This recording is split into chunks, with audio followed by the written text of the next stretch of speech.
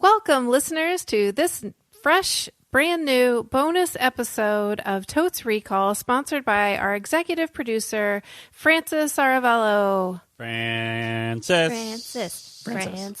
Francis, we think we're so cool, and we really appreciate you sponsoring this episode, which would not exist if it were not for your generosity on patreon.com, and we'll get into that more later. But expect us to be dropping Francis's name several times in the following episode, the name of which Dan will reveal momentarily. Ooh, the suspense. Wow. Yeah. Don't look at your phone. Yeah, don't look at it. Yeah, don't look at it. Just listen. This is an audio medium. And now, the show.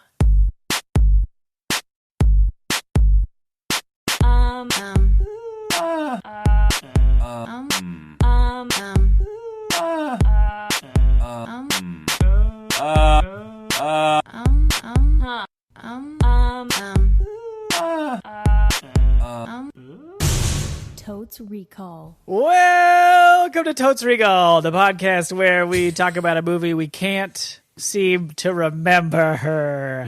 And then we pause the recording. Behind the scenes, we watch the movie and eat pizzas and salads. Then the scenes open again for a new recording, which is the same episode. And now we're talking about the movie again, and we have seen the movie. Isn't that a more educated stance to take about film and ourselves and society? Yes, it is. My name is Dan. This is Molly. I am also Dan. And I'm Beth. And our movie, this very special bonus extra-sode, is Saving Private Ryan. Saving Private Saving Private Ryan. Oh, the musical. Yeah, I just the famous realized- musical.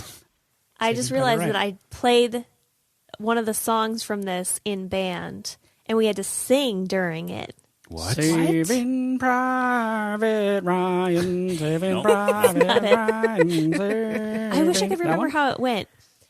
I'm definitely, in the second half, I'll be singing my head off because of this joyful film. Well, my name's Tom Hanks, and I'm here to say we're going to save Private Ryan the American way, because There it his is. brothers all died because war is hell.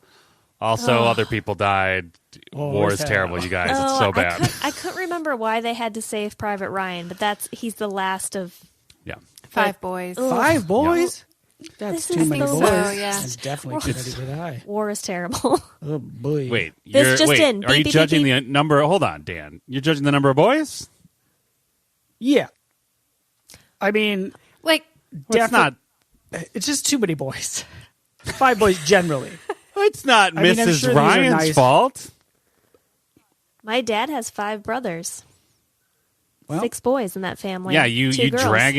dragging Beth's grandma. I mean, I said it, so I can't back down because I'm an American. Too many Wow. boys. It's certainly too many boys to be killed in war. How about that? Yes. Can we all get on board with that? Agreed. We can all Or am I agree with gonna that. get attacked yes. for that too? Not from Wow. this Zoom call. Okay. Peek behind the curtain. Great start to the podcast. I saw this movie in theaters. yep. Braggy. Thank you.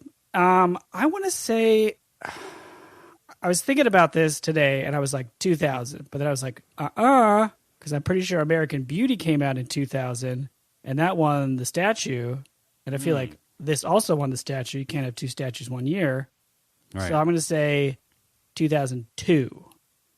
Great. Okay. There's my long Interesting. walk for my bet. I'm going to say Wow. 98.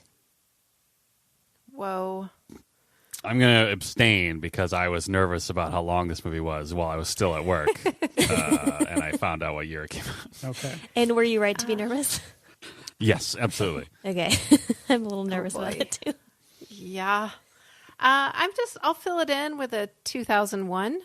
Space Odyssey. I do remember seeing this in theaters, and I remember having this similar experience that a lot of people had, that really nothing prepares you for those first few minutes Oh, yeah.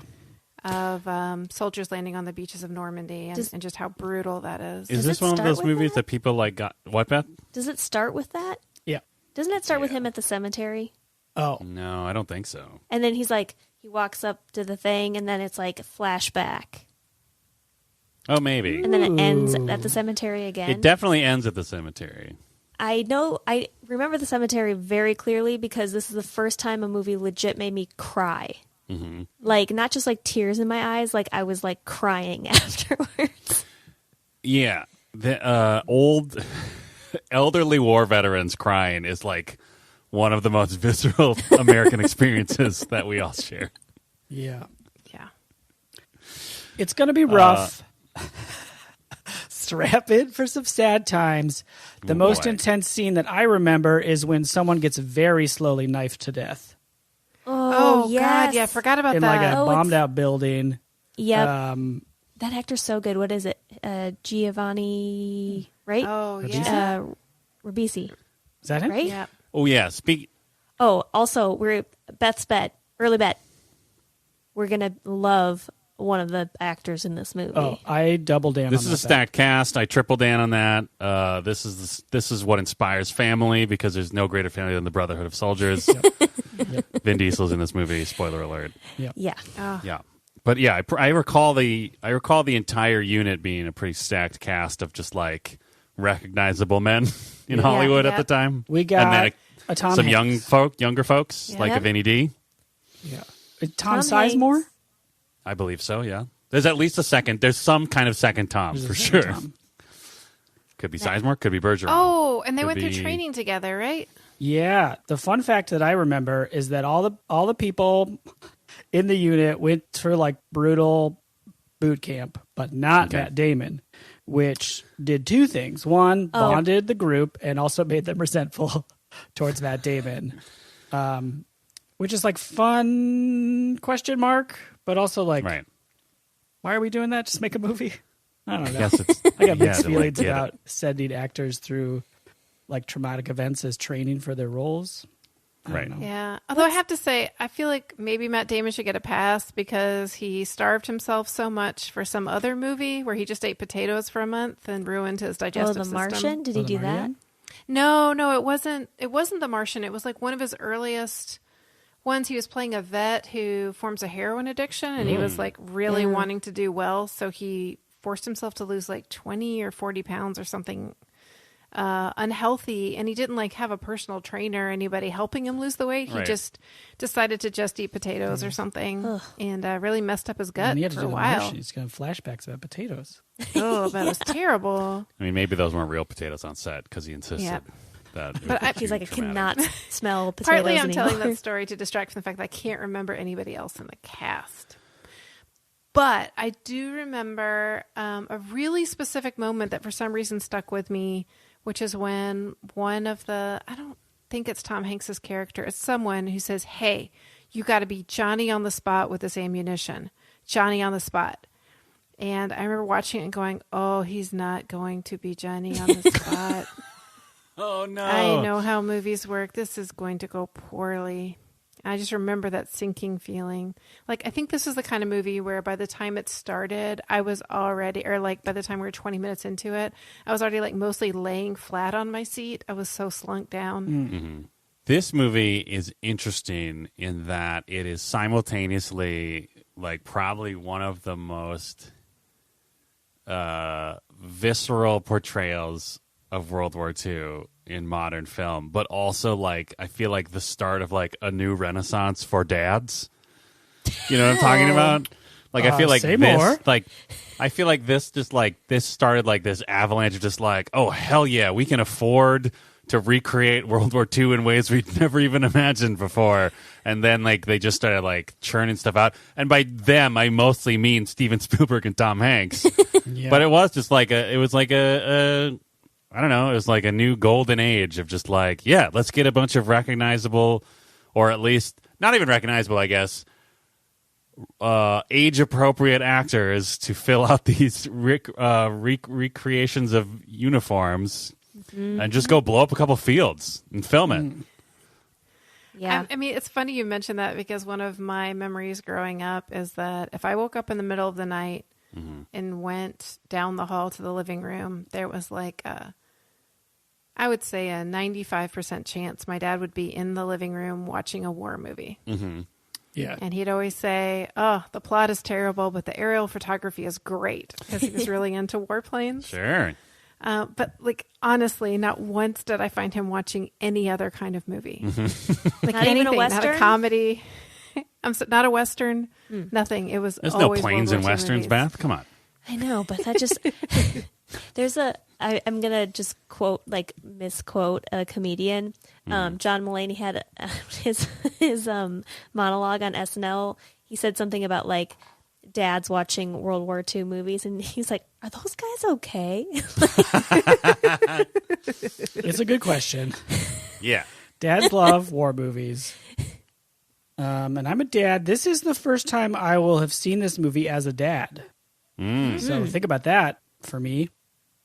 In the second half. How's that going to work? It. I do think that this. So I watched this movie because it was on the AFI's 100. Oh, yes. I've also seen that Oh, list. boy. Cinephiles. And Cinephile alert. Cinephiles will know that this is on that list. It's like 97 or something. It's like pretty low. I mean, I haven't seen it yet, so it's not at 97. Oh, okay. Well, maybe it's on So. the old list because you're watching the new one, right? No, my wife said it's on the new list. Yeah. But we okay. haven't watched it yet.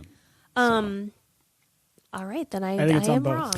Sounds like maybe you don't know what you're talking about, Beth, and now I question Yeah. the veracity of your I'll claims. just point out that I watched this that list like 10 years ago when I was in college, so yeah. it's been a while. And I didn't You were just an intellectual. recently watch it, Yeah. like somebody now trying to take my title. Oh, were Some you the man. First, were you the first person to watch that list of movies? Yes. Yes. Oh, wow. I didn't Uh-huh. know. As I Yeah. watched them, they added them to the list. Okay. There's a plaque in the community center at the U dedicated to Beth being the first to watch all those movies. It's true. I am now a lot more sensitive to violence than I was when I watched it the first time. And it I was very emotional at the end of it, and I'm like a little nervous about watching it now because I feel like it's going to hit me a lot harder than it even did then. Oh, Oh, 100% chance I'll stay in the kitchen for a good portion of this.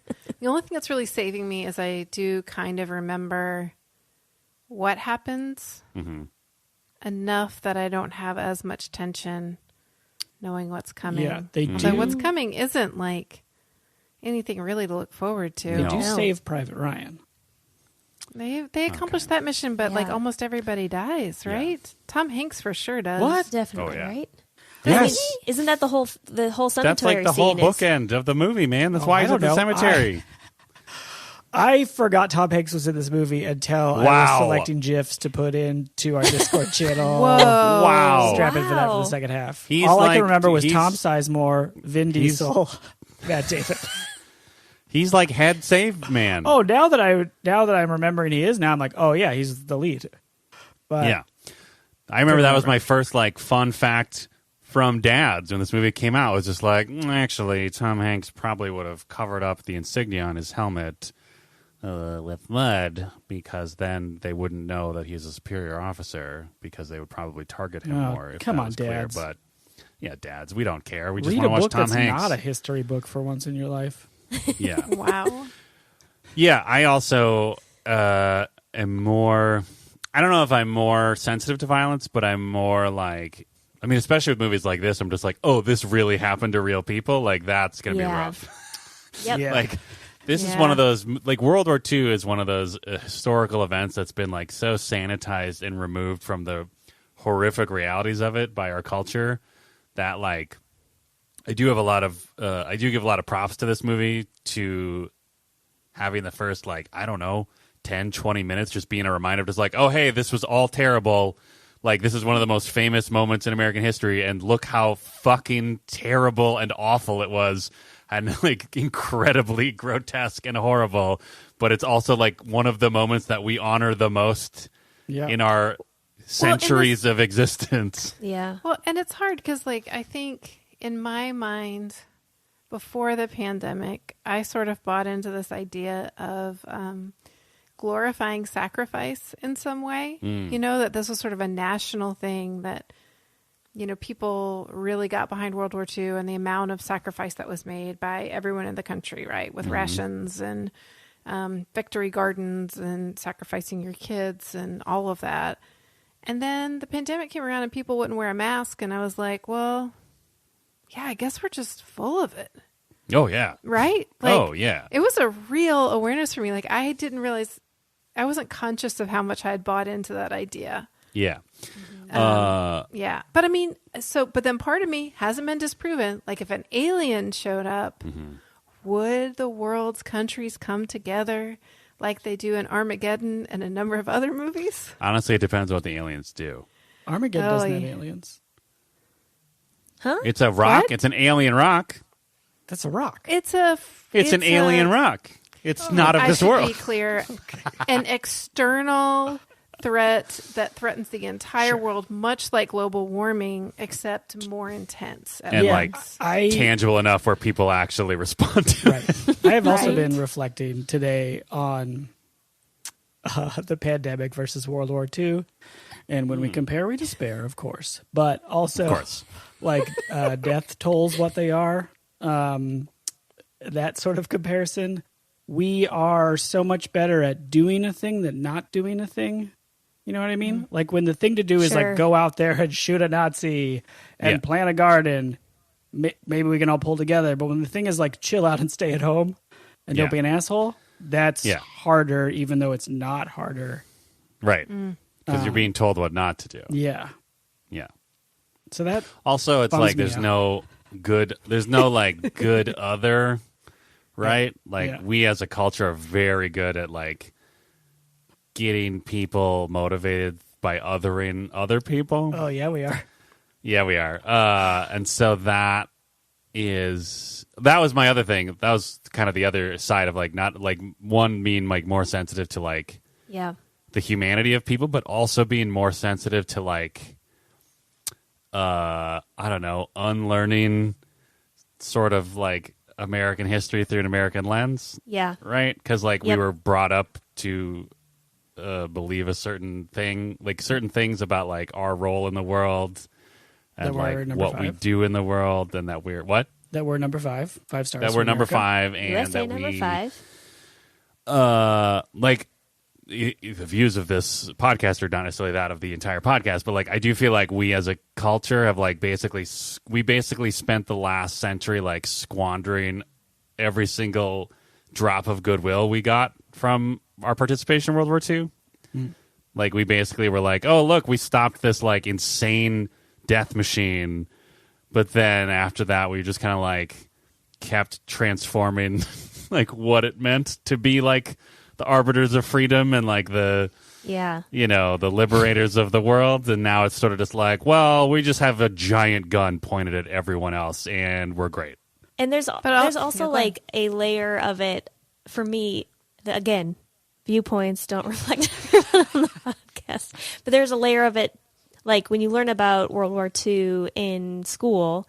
It's like, you know, USA versus the Nazis. And like now we know there are Nazis here. There are lots of Nazis here. Yep. And it's like it makes it feel like you're less the good guy, if that makes sense. I mean, there were Nazis then here. There were rallies. Right, exactly. I mean, but Madison Square Garden. But they don't like that's not necessarily the part that they teach, at least in my school. It was not taught that like, hey, there were lots of Americans that felt this way too. It was really like USA versus the evil, you know. Would you say the axis of evil? The axis of evil. Wow. Yes, I would say that. Yeah. No, it's a game we've played a few times. But podcast or no? Oh gosh, no. I hope not. I hope not. We don't know though. We'll look back and be like, oh gosh, we really flubbed that special episode for Francis that we did for Saving Private Ryan. I mean, we definitely have flubbed it so far because we've barely talked about the movie itself. Francis wanted us to talk about how sensitive we are now and how we're probably going to cry during the movie. Yeah, and also my piece of that is that I don't think I'm more sensitive to violence now, but I am a more sensitive man than I was as a teen. Nice. So we'll see how this goes for me as well. we're all sitting alone in our living rooms, texting each other cry emojis. Yeah. Probably. Well, let's all bet. I've got that one at the ready. Let's all bet like at what minute into watching this movie one of us indicates on the text chain that we are just completely in emotional shambles. 3 minutes. 3 minutes? Okay. Wow. That's fine. Yeah. I also, Beth's bet, I will be deflecting my true feelings with humor on the text thread. Agree. I'm going to be making jokes about death, and it's going to be terrible. Yeah, it's fine. Is this... Here's a bet about the movie. Is this the movie where someone gets hit with a sniper and they're on the ground, they're not dead? They take off their helmet in disbelief and they get shot in the head? Oh yes, that happens in this. But the other was like, wow, they're climbing through the broken buildings. Bam, someone gets hit by a sniper.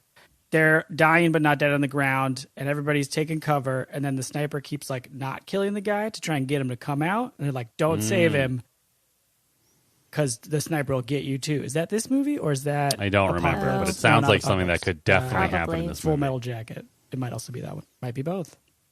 Could be both. Snipers. War is terrible. Yeah. I guess I'll bet it's this movie. If we're making bets, that's one we'll make. I'm pretty sure this is also the movie. This is probably the same scene where the good sniper, the American one, Yes. kills that sniper by shooting a bullet through that sniper's scope. Whoa. I'm pretty sure that happens in this movie. That's badass. I don't remember. Yeah, America. It is badass, but also war as hell. Yeah, that'll also be. This is one of those movies where it's like when I feel like this is going to be kind of one of those. It'll be like our whole bit about cigarettes in movies, but like on a much grander, more violent scale, right? Where it's like, wow, that's really badass, but also like, oh, that's also like this horrible machine, just like industrialized death. Yeah. That's really tough. I remember watching John Wick 3, one of my favorite movies, the first time, and just being like, I love this movie so much. It's the greatest movie I've ever seen. I can't wait to watch this with my son, who I love so much. And then being like, wait a minute, this movie is insanely violent. I could never show it to him. He'll turn into a monster. Just like having a complete cognitive dissonant break. Yeah. So I don't know. Hey, I don't know anything. It's me, an idiot. that should have been the subtitle of this episode. It's us, the idiots. Speaking of people who are not idiots, women, do we think there'll be two of them that talk to each other in this movie? Bechdel Wallace test, nailed the transition. Beth, leave it all in. I don't think so. I can't think of any women other than Sad Mom. I mean, are you talking over Beth? Yep. Are you talking about I'm talking now. It's me, Beth Gibbs. Thank you, Molly, my friend. You're welcome. Passed. So I think that there are probably people at the cemetery. There might be a daughter. Like there might be. I feel like he has a family. That's a part of it, right? But they're definitely not talking about not a man. Yeah, because they're probably talking about him, right? Yeah. Yeah. So if they do talk to each other at all, but I think he does have like a wife and a child. The issue I'm having is that I don't know how much of the vague scenes I'm remembering are from this or from Band of Brothers, which was like Tom Hanks and Steven Spielberg being like, that was great. Let's make an entire show like that. Yep. Let's make it another 4 million hours long. But also like Band of Brothers rules. You should definitely check it out if you are okay with literally every episode opening with a sad old man. Like it's very well done, but like they fucking lay into it. Like it is fucking brutal. Like every episode there is like, here's like some real perspective from a real person, and it's always just like this adorable old man real talking sad about old like men? only part. Well, like it's dramatized. Like the show is dramatized. It's got actors that you recognize. No, I mean the opening is like like an interview. like a real sad. Or the end of it. I can't remember if it's the end or the beginning of each episode, but they like interview actual vets, and it like every time it's like them describing their memories of like whatever historical moment in the war that episode is about, and it always just ends with them either like on the verge of crying or straight up crying. Terrible. Yeah. Oh, Dan's leaving. He's so distraught at the idea, even the idea of old men crying. Ugh. I mean, this is going to be rough stuff. It is. I remember I will say this. I remember there's comedy in it. I think Tom Hanks has a real droll sense of humor. Oh, yeah. He's a charmer. He's so charming. Hanks will charm. I think even in this setting, I agree. Hanks will charm. And I just remember his line. I think it was in the preview where he says, "This guy better invent a better light bulb or something." Right? About Matt Damon's character. Yeah. Is this a thick Williams joint? Ooh. Probably. I'll bet that. I mean, it's going to be big music. Yeah. I will get behind that bet. I bet like the music contributes to the sadness. Oh, Yeah. for sure. Oh boy. And we've indicated, but we didn't really say that we all think it's a Steven Spielberg film, right? Yes, Pretty absolutely. clear on that. Okay. Did he write it too? I don't think so. Is he a writer? He writes a movie, right? Does he? I don't think I saw any writing. Maybe. I don't know. He writes those checks, huh? Hey. Hey. To who? To his the crew? He owns a production company. So he's writing checks to pay his employees. Yes. Yeah, and to pay other people to make movies. Oh, okay. And to buy like big houses and cars. And that too. Jeez, And I like don't know. ET statues to put in his lobby of his mansion. Yeah. He's writing checks. Sure. I mean, at this point, is he though? Ooh, probably not at I this mean, probably it's has an probably assistant, digital right? now. And they're probably just like, yeah, just QuickBooks. just open up my Venmo and Wire it. ask Spielberg with a $sign for the S. Yeah. Yeah. Hey Spielberg, Well, Venmo us. isn't that SS Spielberg then? That's probably What? I just feel like he doesn't No, want to the start S his is a Venmo. $sign. It still then looks like SS at the top. I feel like you don't want to do that. Well, that's how that happens no matter what he does in any situation if We'll he's put, like, saying S Stevie. Spielberg. Stevie Spielberg. Stevie How about Spielberg? S. Spielberg? Okay. This You're is like exhausting. retroactively making it a problem for him to just abbreviate his own name. Just every time I think of SS, I think of the SS. See the SS, I think about him. And then it's Nazis. I think of boats. Ooh, interesting. Oh, Oh, Yeah, the dots the help it SS be a boat. Enterprise. He could be a boat. All right. $sign, The dot, SS, $sign. the SS Spielberg. and I need a bigger boat. Venmo us for that idea. Venmo.us.com. Change your Venmo Yeah. and then Venmo us. Spielberg. Yeah. So we know what your Venmo is. Hey, Spielberg. Give us your. Right as a Venmo check. This Yeah. episode sponsored by Francis, not Venmo. Psych.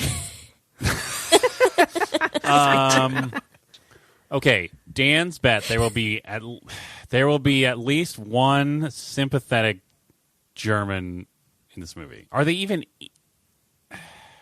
France. Yeah, because they definitely engage with people who aren't them at some point, right? It's 3 hours long, isn't it? Like at some point they got to talk to somebody else.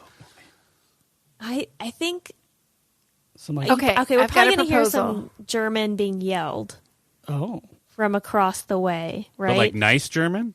No. Oh, well, that's what I mean. Like, there's got to be at least Dude. one sympathetic German, right? I don't think What so. about some No. Spanish Maybe French? a German I think it's a captive. wonderful bet. What a spicy, fun bet. Thank you. Okay. I have a proposal. I think what we do is we just fast forward to the first 20 minutes of the movie, and then it's both shorter and we don't have to go through the trauma of watching the opening scene. No, you have to expose yourself to the horrors of war so as not to repeat history, Molly. Yeah. You're I going to don't war wanna if you repeat don't watch history. the. You're going to war so hard if you don't watch the opening of this movie. Yeah. You're going to be Man, like, there are so many Poland people looking who pretty should have good. watched this movie. Yeah. Get in there. Molly Chase. All right. Well, I have the perfect ratings scale when we're ready. I think we're ready. Yeah, I think we've pre-bummed ourselves out enough. Yep. Oh, our rating scale is Dad Hanks. Ooh, Wow. Dad Hanks. Yeah. Is this Dad Hanks.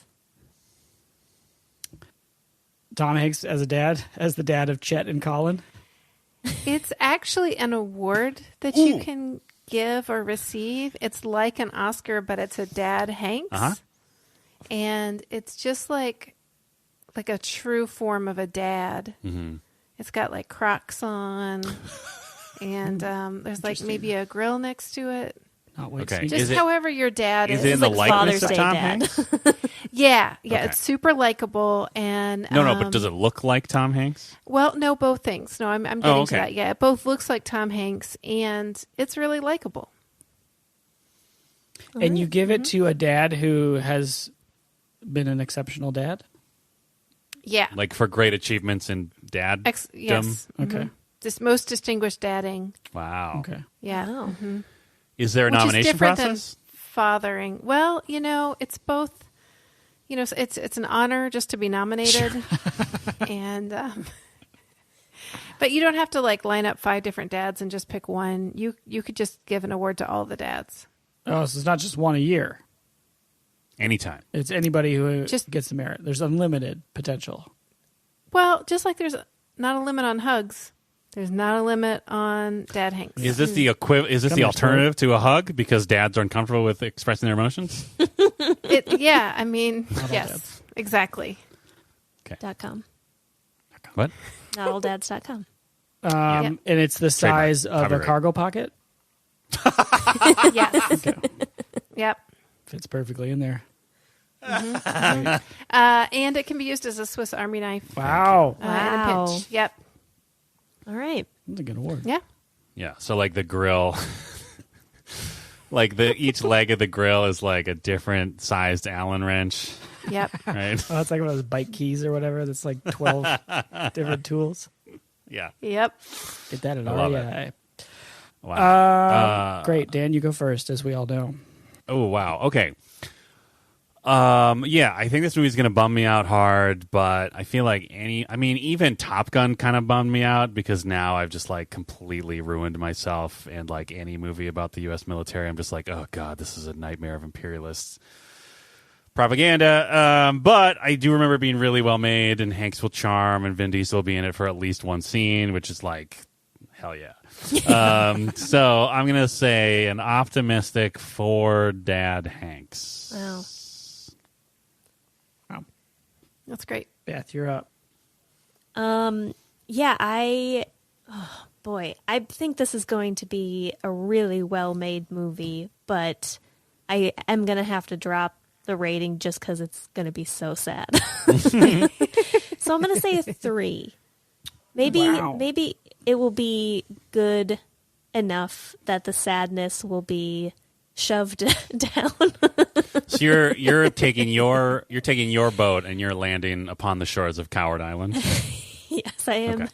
Storming Yes. the beaches of Coward Island. Storming the beaches of Coward Island. Oh, no. Oh. No. What? I'm It'd be already so crying. easy. They're cowards. Yeah. There's a whole island Oh. of cowards. So it's No like a regular shots beach fired. where everyone just hangs out? Yeah, you come up Yeah, just she's- Well, you don't hey, hang I'm out gonna because you be only here, hear okay? each And they're other. like, yeah, okay, just don't hurt us. We're like, no, I'm not gonna. Don't talk to me, And then please. And then She's it's like, sailing in Take a look on around. SS Deflection. Yeah, So it's going to be smooth sailing. Nice. Modeled after the SS Spielberg, of course. Exactly. It's my turn now. You know what? I'm gonna be Beelbold, Big Man, Beth's boyfriend, Butcher, Blair Witch, Polo. Bolo, Bummed out. Beach Baggins, bummed out, Bummer Beach Baggins, and say 5. I think this is gonna be an achievement in film, wow. and I am a lover of film, as we know. Yes. And so I think despite the horrors of war, the American military, and generally the sadness of watching people kill each other, the magic of film will lift us all and educate us all. And it's okay to feel sometimes. Dads, that's Hey. aimed at you. Feel something for once in your life. Look at me. Feel. Feel. So 5. Wow. Wow. Molly, I your like turn. Steven Spielberg. That's very good. I am going to give it a somewhat cowardly 4 Okay. based on knowing it'll be a superb movie and not being able to enjoy any of it because I know that all those people are going to die. Yeah, I think I'm sorry to be a bummer about it. You know what, though? Maybe love and great filmmaking will lift us up where we belong and it'll lift me right up to a 5. Maybe. That would be great. That would be terrific. I don't want to put that kind of pressure. That kind of pressure on a movie that is 3 hours long and really, really sad. 3. It's close. I was hoping for like 244 or something. It's I mean, it's 250. Yeah. That's in between there. I'm going to go ahead and tell this story, even though it's not exactly about this movie, because Spielberg also made Schindler's List, which is like an intense movie, right? Yep. Mm-hmm. And I went to the theater and I saw that, and it happened to come out the same time as, I think, Mrs. Doubtfire or some like Robin Williams comedy. Uh-huh. And I went to the bathroom in the middle of the movie, just partly I just needed a break. And watching people stream out of that Robin Williams movie, happy and laughing, it like honestly got me through the second half of the movie, because I had been so immersed in it that I had gotten to the point where I was like, well, all hope is lost. Mm-hmm. So I guess what I'm saying is I really wish that I could go out in the hall and watch people coming out of a comedy in the middle of this movie. Just tell your husband to queue up Some cat Mrs. TikToks Doubtfire or in another something. room. I think what you should do is when you're really feeling like you can't take any more of the movie, pull up the Mrs. Doubtfire Wikipedia page. Oh, Yeah. yes. Just remind yourself of the joys of Mrs. Doubtfire. Or that's good. You could have your husband dress up like Mrs. Doubtfire and then just like, hide in the closet. And then at a moment of his choosing, when he feels like you're really having a hard time, he jumps out and says, He goes, hello. He's got pie on his face, of course he has pie on his face. big wig. Yeah, he's got time. He's got right? time. We're starting the movie in like 5 minutes. He's got time. Yeah, no, it's true. It's fair. I mean, he doesn't have to be ready to go at minute 1. Maybe he does. She said 3. Okay. We'll see. He's got So. 3 minutes, so. Ooh. And with that, we're going to press pause, go watch Saving Private Ryan, and we'll be right back. Hi, listeners. This is Dan Jaquette coming at you in the What are you doing? mid spot. The midnight in the mid of the podcast. Am I right? Are you doing a radio show?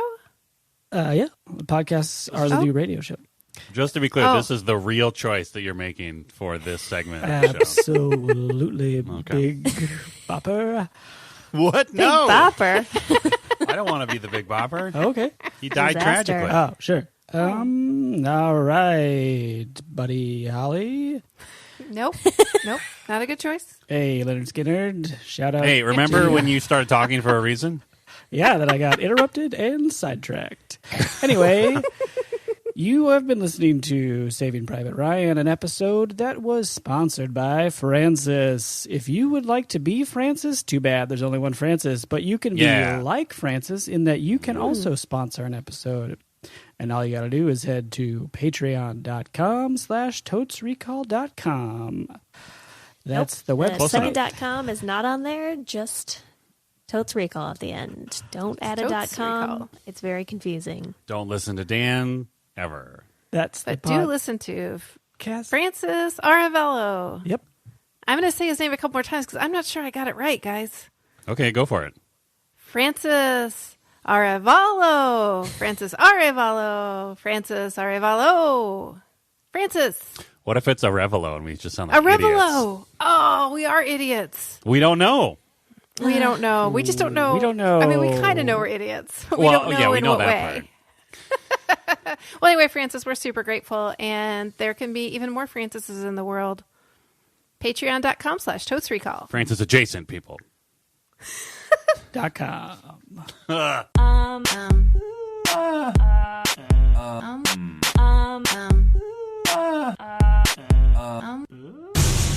And we're back. We just watched 169 minutes of Nice. the horrors of warfare and the bonds you make before your band of brothers are murdered in front of you.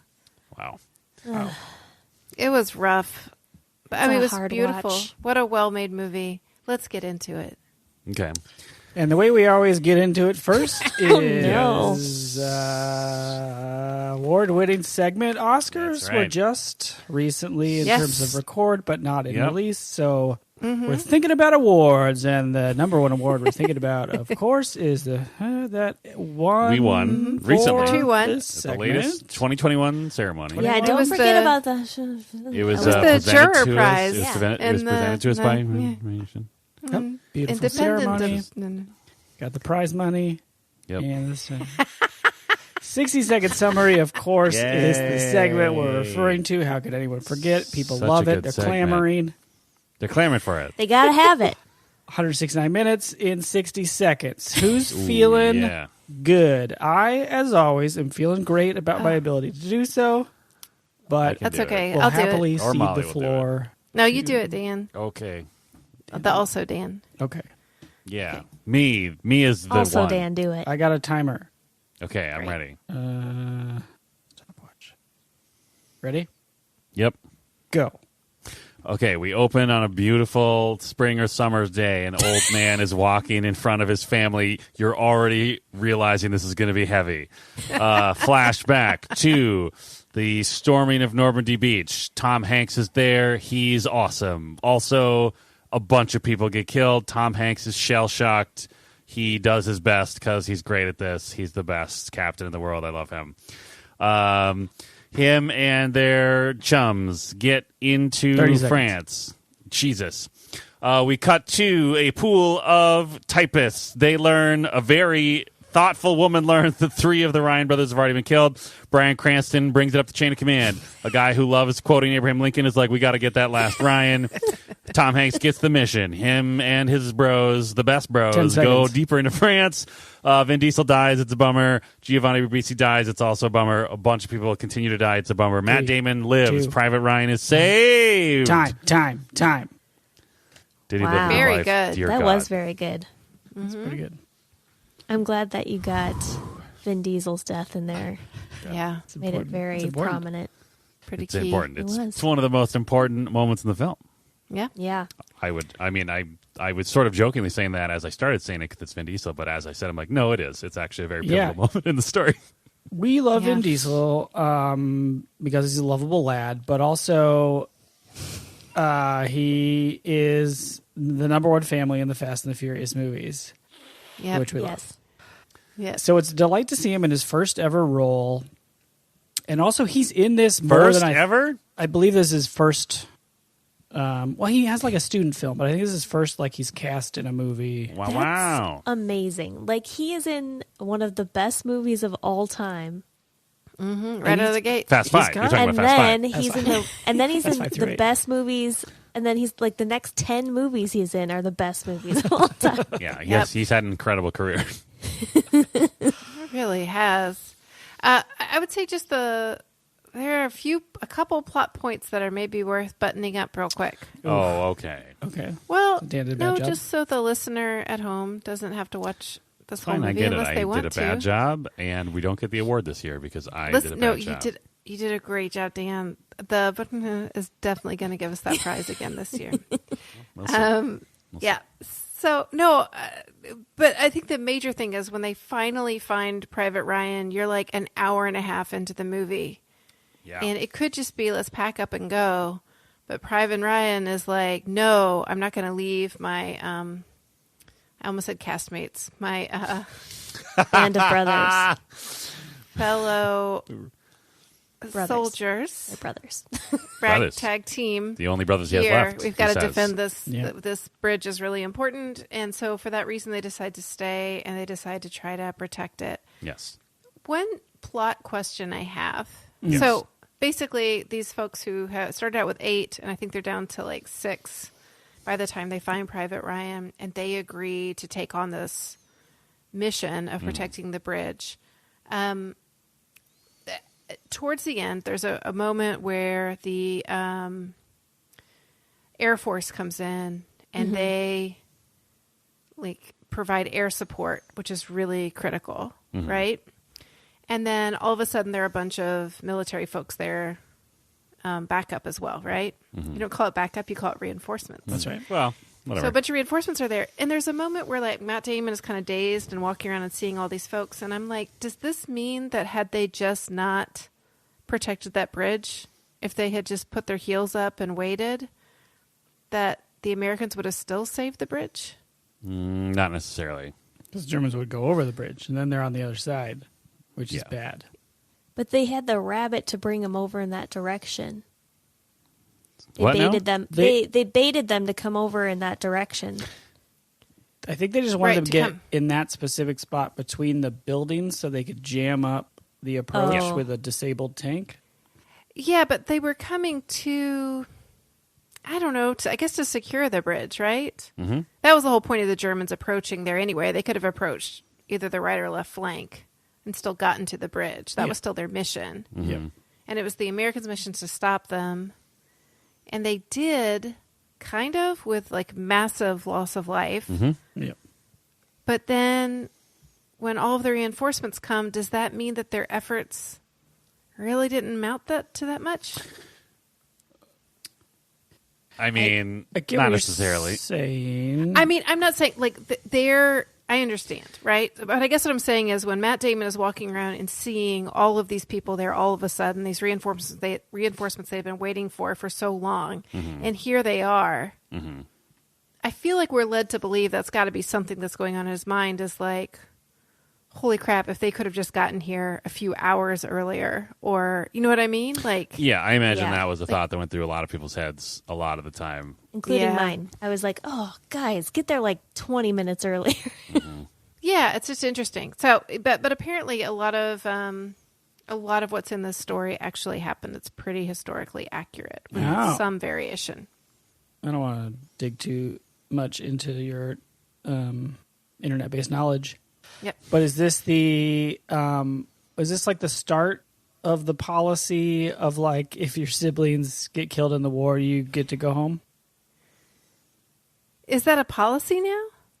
I think so. I mean, Is they it? mention that specific group of brothers who died on a ship early in the movie when Cranman brings it to the chief's attention. Oh, So that, I think, was the precedent that was set of just like, oh, that sucks. Like, Yeah. that sucks that like an entire generation was sunk. Oh, that's PR. what it was. So the policy wasn't go get the last one. The policy was don't keep them all in one unit.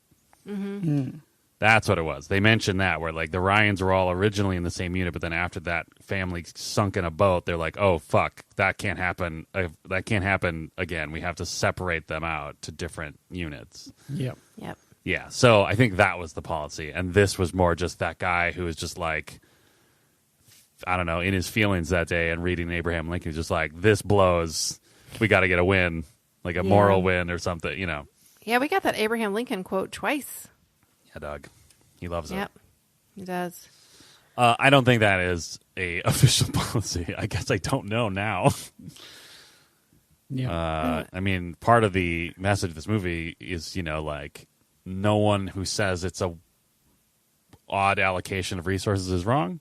Like, that's sort of one of the message of the movie is just like, none of them are wrong. The ones that are like against the idea from the beginning, like, they make a very valid point. Yeah. But like Tom Sargemore says, like, maybe us saving Private Ryan is like the one nice thing we can actually get out of this whole shitty situation. Yeah, it's a mess. It's a real mess. Yes. I mean, Breaking to say news. the least. Breaking news.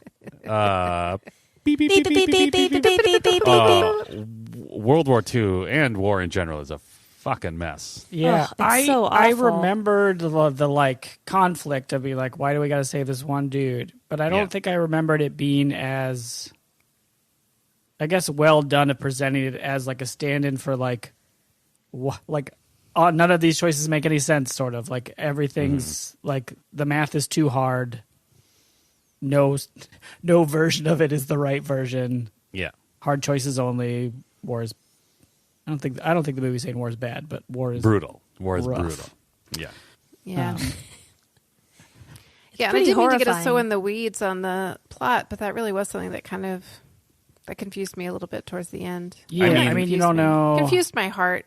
I think that's also like just that is probably also just a very, as a lot of scenes in this movie are, is like an attempt to put the audience in like that actual perspective of just like you have no, like if you don't get the communication, you don't know where the reinforcements are.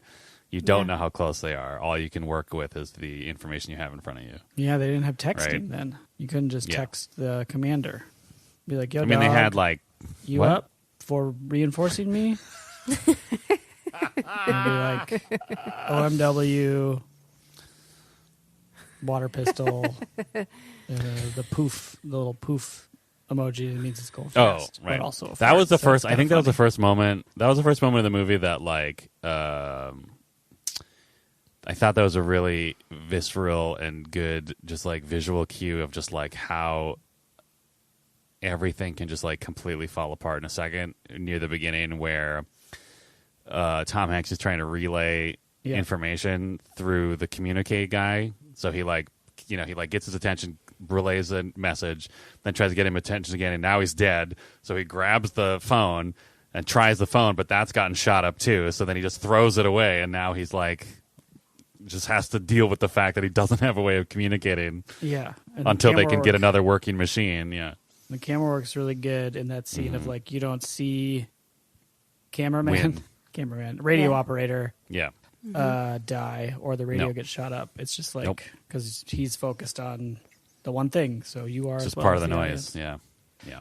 I texted this as we were watching it, but that first scene is like the worst. It's like the most horrifying thing I've ever seen. But it's also the best scene in a film. Oh my God. I mean, yeah. It's incredible. Like I was just thinking about like what it would have taken to film that. And I like just think about all the like prosthetics and makeup alone with all of there's just like horrifying injuries and deaths and there's explosions everywhere, and the camera, there's like a part where the camera's like partially underwater and then it comes up out of the water, and like there's a whole underwater scene. It's phenomenal. It's really an incredible scene, but also like I would say 1 minute in I was like just tearing up because I was like, please make it this stop. is horrifying. Like, please. Yeah, it's horrible. It's so horrible. And I was just going to say that, like, I had predicted that I was going to be sad in the movie, which I was, but mostly I was angry. I was just angry about war in general. I was like, this is so stupid. None of these people had to die. Ugh, it's awful. That first, well, and really it's the second scene, right? But it's the first Yeah. major scene of the movie, right? The first scene is seeing the soldier, you don't know who it is yet, right? Returning to Normandy. Although my wife said, who had never seen the movie, said, "Is that Matt Damon?" To which I said, "I don't know." Wow. What baby That's blues on that amazing. old man, though. Right? Really? And you know how you know? They zoom in like into his iris. Like, Yeah. Eyes are the window into the most horrifying cinematic set piece you've ever seen. So, as the old saying goes. Yeah, that's the same.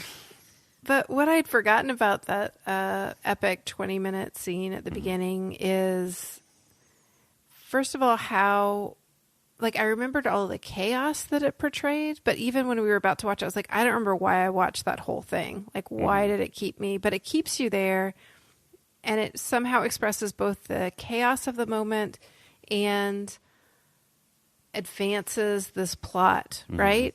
So you're in very much in the perspective of Tom Hanks's character, and I don't know, like his ability to strategically change direction many, many times and improvise and make his way through is just truly impressive. Like, I don't know. I guess like news report, Steven Spielberg shows up Saving Private Ryan, which is on the AFI list, and I think it premiered at 71. But anyway, it is a great movie, right? But I hadn't remembered it doing so much storytelling along with all of that chaos demonstration. Yeah. Like, and there's a really good, I mean, one of the first things we, like, once they,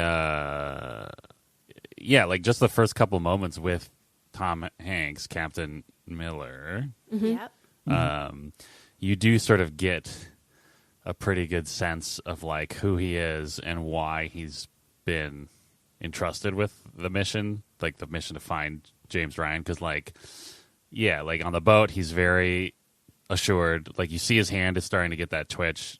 But he's still very assured and like talking to his men. And then he gets like, just completely, like he immediately like improvises and tells them to jump over the side of the boat. And then he like pulls a dude with him up to the shore. And then like, I don't know, then he gets shell shocked at one point from a mortar blowing up near him. And then he just like, I don't know, just sort of finds a new thing to focus on for his brain to focus on. Then he's back and he's like back to being like super capable Captain Miller who can, push forward. And it's just like, it does a really good job just like showing, I don't know. I mean, this is just going to be an episode full of breaking news, but that Tom Hanks. Yeah. Beep, beep, beep, My beep. God. Beep, beep, Beep, beep, beep. He's So so good. good. He's so watchable. He's so charismatic. He's great. He's Hey, like calm I have- and direct. Ugh. Tom Hanks. Go ahead. I've Mom. got two things. One is, before we get too far away from it, at the very beginning when he's shouting orders and like basically giving troops like, I mean, it's their marching orders, but being really specific about, I don't want to see 5 troops together. yeah. I want to see you disperse, and like really tactical, clear reminders of what they need to do. I was like, oh, that is so true. Like, even when you're up to your eyeballs in crap, if somebody gives you some specific task or some feeling of control, that goes a really long way Yeah. towards being able to calm your nerves, right? Right. And of course, it turns out, like for most of those people, none of those suggestions were really helpful. Right. But the thing about Tom Hanks that I was wondering when I was watching this movie is, can you consistently, or even one time, play a character who is so charming and likable and also real without yourself actually being charming and likable? Because I was thinking about like, Yes. actors that you just really adore, and rarely do you find out that they are like horrible in real life, but maybe they are. I don't know, but Tom Hanks just feels like he's probably actually that way. I mean, all signs point to Tom Hanks actually being who we think Tom Hanks is. Yeah. Right. Like, I have yet to see any rumblings on the internet of just being like of all people, I feel like Hanks is the one that is just like, everyone's just like, oh no, he's great. Like, he's... It's all right. But I don't know. I guess there are other people who play charming, delightful, nice people. not like a Hanks. Name one. Yeah. Just kidding. But that, I mean, that's what I like. Like, that's what's great about, I don't know, like, it is interesting. And again, I am not a dad, and I don't, and I mean that more in like the, like, cliched sense than anything Cultural to do dad. with, yeah, pop cultural. But I do feel like there is something about, and this is kind of what I mean by this sort of started this like new renaissance of like these kinds of pieces where I really appreciate the fact that, like, one, obviously Steven Spielberg was like, we're going to show how truly awful this was. But two, I appreciate that, like, the fact that they cast this, like, they cast Tom Hanks as like the capable leader that everyone looks up to, right? Like, he's not like a Hollywood badass or anything. Like, he's just this very competent, he's just this very competent man who's clearly very intelligent, who is just like, doing his best and happens to be pretty good at what he's been thrown into. And I just appreciated that, like, I don't know, I appreciate that they don't try to glorify these men in any sort of Hollywood way. You know what I mean? Mm-hmm. Like, Vin Diesel even is like, even though he's a little more like him and the other guy, like, the other people are a little more just like, hey, we're just dudes. Oh, but even them, like, they're just more presented as, like, it's never presented just like, look at this power fantasy striding in this uniform. You know what I mean? Right. I mean, you feel like they're mortal at all points in time. Yeah.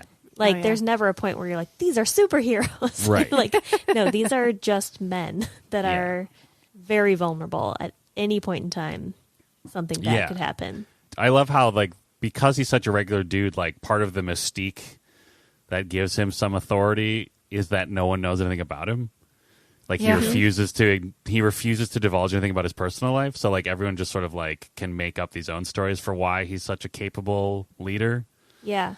And he knows that clearly. And I love the reveal is that he's a school teacher. Oh, Yeah. An English composition teacher of all things. Yeah. But also like think about the leadership skills of teachers. I mean, especially when he's met 1,000 James Ryans. Am I Yeah. right? Sounds like those Ryan boys got into some trouble. Ryan boys. Those Ryan At boys. it again. Cutting it up. I have a Wikipedia fact I'm dying to share. Can I do it? It's time for Wikipedia. Wikipedia. Molly felt too Wikipedia with many emotions Molly. and looked at her phone.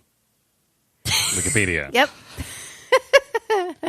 .org. At what minute did you look at Wikipedia, out of curiosity? I mean, Like, it's did we hard get to off the say. beach before you got to Wikipedia? Oh, yeah. No, I got to Wikipedia much later Okay. after I'd gotten really attached to everyone and Sure, I was stressed okay. out by Yeah. what was happening. Yeah. Yep. That makes Yeah, sense. I was That going to makes say sense. it's not because you were bored by the movie. Right. It was No, more and that you were that- like, like, oh I no, can't now I handle have this. a personal attachment to these Yeah, characters. that stabbing scene, I both went to the kitchen for a while Yeah. and like Wikipedia'd my heart out Oh, man. because it Fish. was so I mean, it's awful. nearly 3 hours of like the most stressful images that you could watch. Yeah, but as Beth pointed out, she's like, oh good, I'm glad we're taking a quiet moment to get to know all of them as human beings. You got to do it. Oy. Yeah. Yikes. But one of the things I thought was really interesting is Tom Hanks was brought on board pretty early on. There was some talk about Mel Gibson or Oh, thank someone God it else, was and they were not like, him. no. No, because that would have ruined what I was just talking about. Exactly. Like Mel one. Gibson, it would have... What? There's one that can charm, but is kind of a monster. Oh, sure. yeah, there you Good go. That's a good point. But also, like, can he still charm? I feel like you look back at some of those movies and you're just like, ooh, boy. Yeah. I don't know. Let's watch Braveheart. Lethal That's Weapon. Is it? No. It's very long. Oy. Okay, before we go too far down this path and give anybody any more ideas, I will just switch to think. Oh, so what's interesting is Tom Hanks came on board pretty quickly. He Yeah. and Spielberg had always going to work with each other, and then Wait, is this their first collab? I think so. Yeah, Wow. yeah. There was a screenwriter who was inspired by. He was reading up on the war. His wife had given him a book for his birthday, and course. he had noticed Of course at a she had. monument in his town the repeating names, and realized that they had been brothers. And started to do some research, and there was precedent for this in the war. Their last name was like Nilsak or something. It was not Ryan, and it was 2 brothers had been killed, and so the third they brought home, and so that was his inspiration for Saving Private Ryan. Steven Spielberg got a hold of it, and by the time Steven Spielberg made this movie, he had made 1941, Empire of the Sun, Schindler's List, and all the Indiana Jones movies. So he was pretty immersed in World War II anyway, so it's a natural fit. Anyway, Tom Hanks is in, and then for the rest of casting, he wanted to cast people who looked like people in 1942, who look like the people in the reels. And it's kind of weird, but yeah, people look different.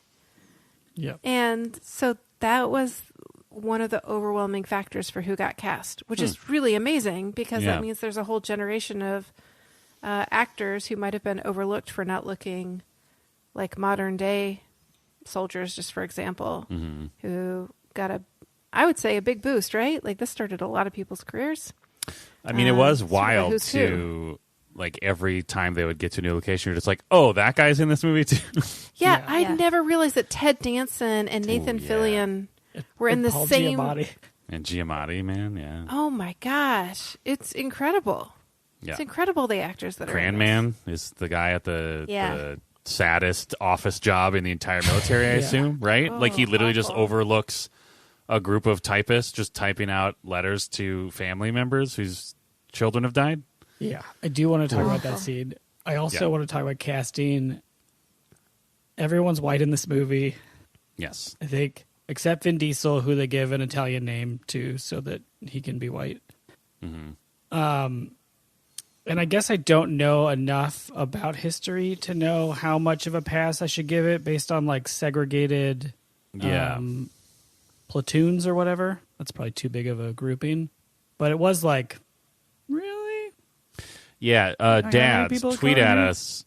Tweet at us and let us know if there were any black integrated or non-white in general service people in that area of France at that time in the war. Well, it's really the question of how integrated the troops were, right? Because you had, Tuskegee Airmen, and you had a lot of segregated special forces. Yeah. So it's possible.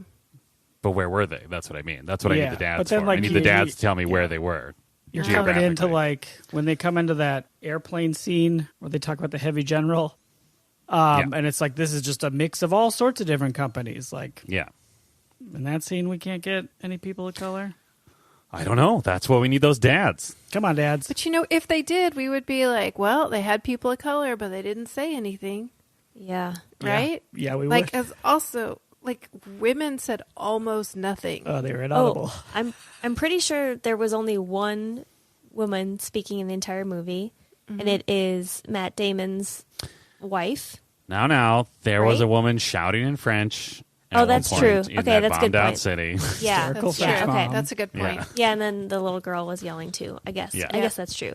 But I was just thinking, like, she literally says 4 things. Yep. And 2 of the things she says are a man's name, which is like somehow the inverted Bechdel Wallace, where like it's one woman only talking about 2 named men. Yeah, it's like James, and then the Captain Miller. That's amazing. What you are in response to, am I a good man? Yeah. Yep. Yep. Yes. It's really intense, and the movie is, just not about showing that perspective, right? I mean, and well, even I'm not like mad the at the scene movie where, for that. no, I'm yes-anding what you're saying, right? Yeah. Like, but not in a funny way. Okay, Do you want Dan and I to jump in here? No, yeah, would that help? You hush. But even the moments where you see Private Ryan's mom get the news about his 3 older brothers, and by the way, I was wrong. It wasn't 5; it was 3, or 5; it was 4. You see the back of her, right? Like you see her physically embody that grief, but you're still looking at the men that she's looking at. Yeah, and so it's sort of her perspective, but kind of.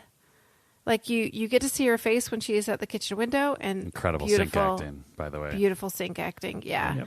Yep. But that's it. Like you rarely get a glimpse into any woman's life, whereas Spielberg had a whole thing about in that opening scene that we've been talking about. He wanted your perspective to be in it, that you also couldn't look away or get out of that chaos. And so, I guess that movie just wasn't really about showing a lot of viewpoints. Yeah. Yeah. I mean, that's a very specific viewpoint. Like, what was it like being in these battles and like arriving on these beaches? And, If you watch Tom Hanks's and Spielberg's Band of Brothers, there is an episode where I believe a medic and a charming French nurse, or maybe just lady who's volunteering at the local village, have a delightful meet cute that I can't remember if ends in tragedy, but it probably does because that show is a fucking roller coaster ride of emotions, but it's great. So if you want to see more women in World War II, check out Band of Brothers on HBO Maximum, maybe just episode 5. Probably a better recommendation than that for if you want to see women in World War II. Yeah, for sure. Yeah, that we were joking on our group text when we got a room full of women in the typist room, like, here's our chance, but that it's just like it's a male voiceover reading the letters that the women wrote. Yep. Yeah. And then it says on the captions inaudible dialogue, whatever they're talking. Yeah.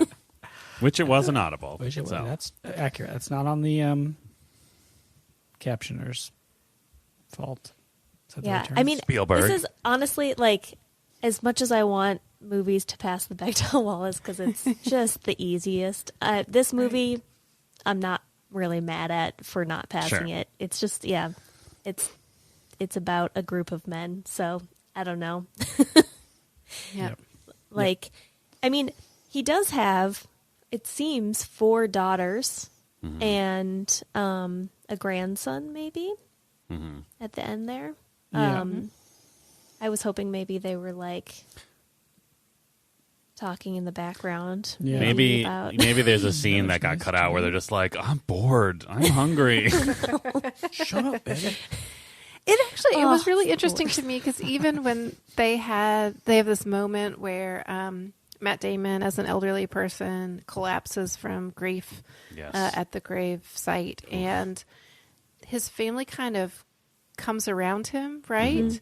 And it was so interesting to me because they did such a nice job of making the ripples of family, of illustrating that, because like the wife is right there with her hand, and his son, has his arm around him, and then as you go back through the ripples of like younger generations are kind of hanging back, looking bored, which is real. Like I thought it was a really that attention to detail especially for a group of people who don't have any lines, any audible lines. I thought that was really lovely. I mean, I can certainly say that if my grandfather collapsed into tears in a graveyard and I was there, I wouldn't know what the fuck to do. So I'd probably hang back and let the older people take care of that shit. I mean, I kind of had a similar experience when I went to DC and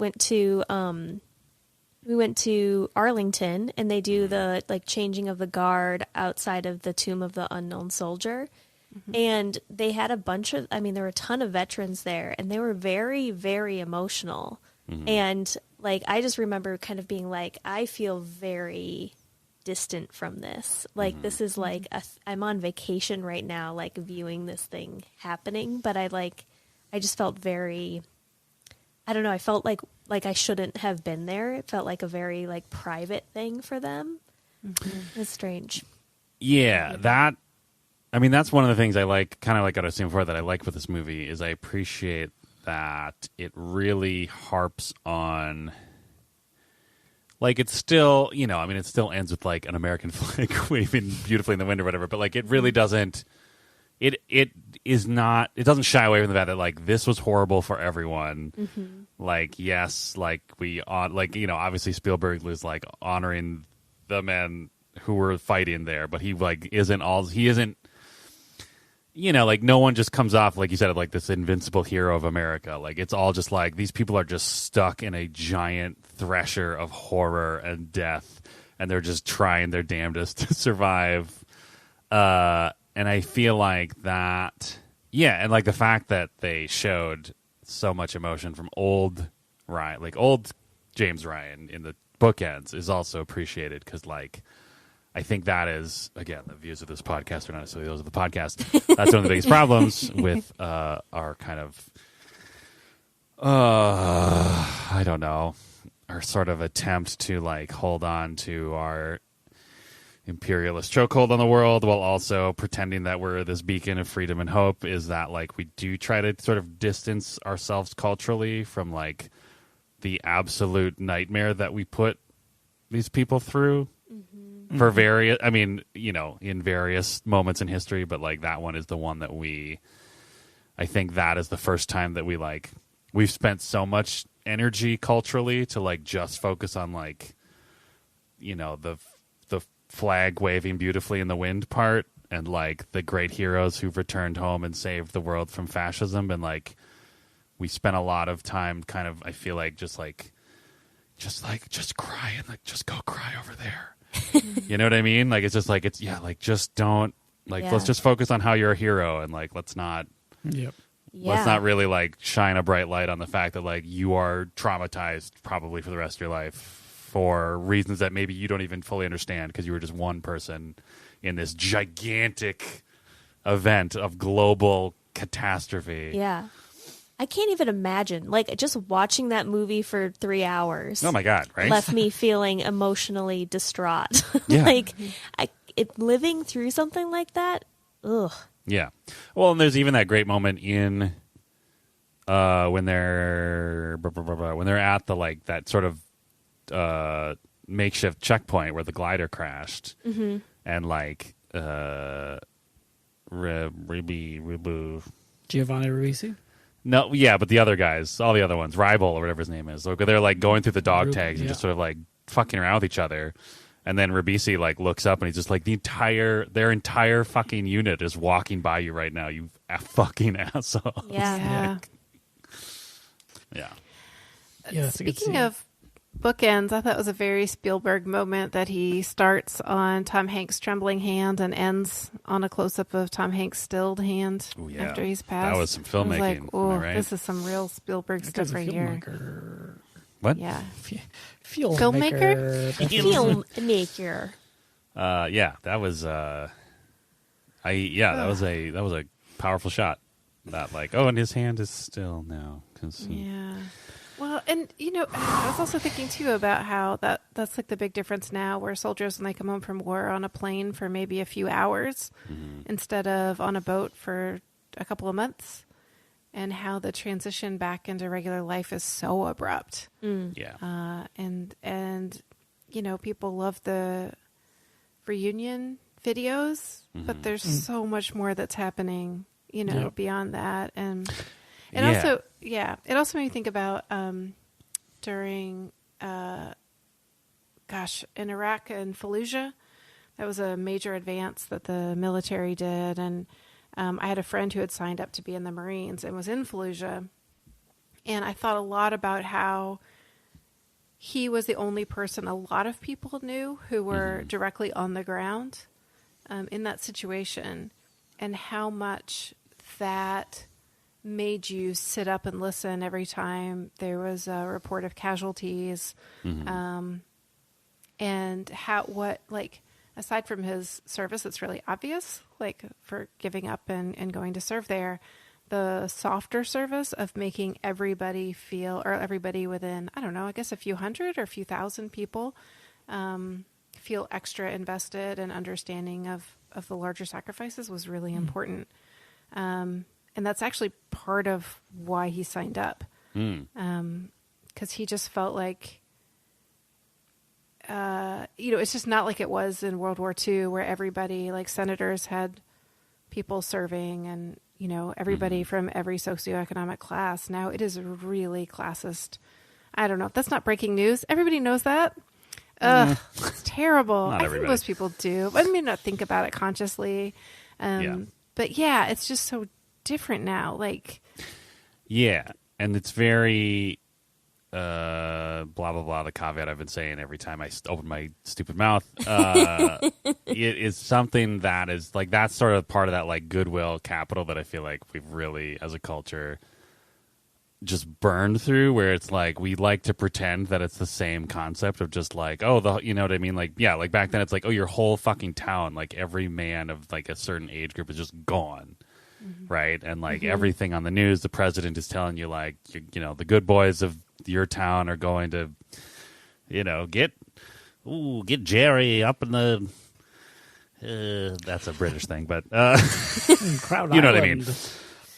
And I feel like we try to, maybe not as much anymore after the last couple, but like there's definitely a push for a long time to like try to maintain that sort of attitude when it was very clearly a different situation. But like we try to try to culturally try to stay on the same page of just like, yep, this is just the thing that everybody's participating in, when it's actually more just like, hey, people who need a break, do you want to join this institution that we need bodies for? Because we can give you some stuff for it. Yeah. I was thinking a lot about 1917, the film, during this film, which is one of the last movies I saw in the theater, and I thought it was amazing. And it's got similar energy. It's World War I, and it's a little smaller in focus, maybe. It's still really good. But I came out of that movie thinking a lot about being a hero. And like, it's common for people to like want to feel like a hero, and they're doing good, and they're being a hero, right? And it's an obvious path that is displayed for men, primarily, to go to the war, right? Kill the bad guys. You are with your brothers. Now you're the hero. Right. And so I think that's maybe why it's so appealing to dads, of like being able to tap into this. Oh, this is how I hero. And I think it also does a disservice to men as well. And I don't want to say that soldiers are not heroes, but I think presenting it as sort of almost a default choice, like this is the pinnacle of male heroics, right, locks us into this idea that we have to go, like this is the only choice for how to be a good man. And then we see that maybe lightly at the end, where old Matt Damon doesn't know if he's a good man or not. Like he has to turn to his wife and be like, am I a good man? Did I do it? Did I live a good life? And even then he can't, his war heroics don't count in his own mind. I thought that was really powerful when he says when he's just speaking him like alone with Captain Miller's gravestone, where he's just like, I hope at least in your eyes I've earned that. Like, I've earned this life. I've earned what the sacrifice you and your men made, or whatever he says. I'm already ruining the much better written line, but... And so it just really bums me out that we don't culturally present other ways to be a good man specifically, but also give people, to our young boys out there, boys in blue or green or whatever they say, like, be a good father, work in your community. There's so many other ways. I don't want to say they're better or worse, but other ways that don't lock you into violence in the U.S. military and all this other stuff that's not great. Yeah. Yeah. Which is, and I don't know. None of you have vocally disagreed with me yet, so maybe you agree. But, like, I do feel like that. I do think this movie walked a decent line of that, where, like, all of these dudes are not, I don't know. Like, I just feel like they are, like, throughout just presented as just regular people, right? And they're not even necessarily, like... they're just lucky, right? Like, anytime one of them doesn't die in a scene, it's like, oh, they were just lucky. Like, it's not necessarily like these people are incredible, they are the true pinnacle of American men. It's just like, oh no, they just got super lucky. I mean, like, even in that first scene, right? Like, that's like probably part of the reason that he so viscerally shot the storming of Normandy Beach, of just sort of showing just like, hey, all of the characters you're going to follow, like, they just happen to be 2 feet away from this instead of right under it. Like, that's the only reason these are the ones you're following in this movie, right? Yeah. And, also in the opening, you do such a good job of getting so frustrated with how they're getting picked off that when they finally do make it past the beach and start to be able to take some German casualties, it's really hard as a viewer to not be like, get them. Like, they even kill, and do a great job of making you be like, and then taking it too far, right? So where you start killing, prisoner POWs and like, okay, like it's. You can see like where that takes you, it's almost like storytelling gives you a perspective that you wouldn't have had like otherwise. Interesting. Is this a storyteller? You know what is also interesting about this movie, including the storytelling that is happening, is that every death matters. Do you know what I mean? Like, there's weight to like every single. I mean, I'm going to say every single death. Like, I felt every single one, because you see, like, it's not.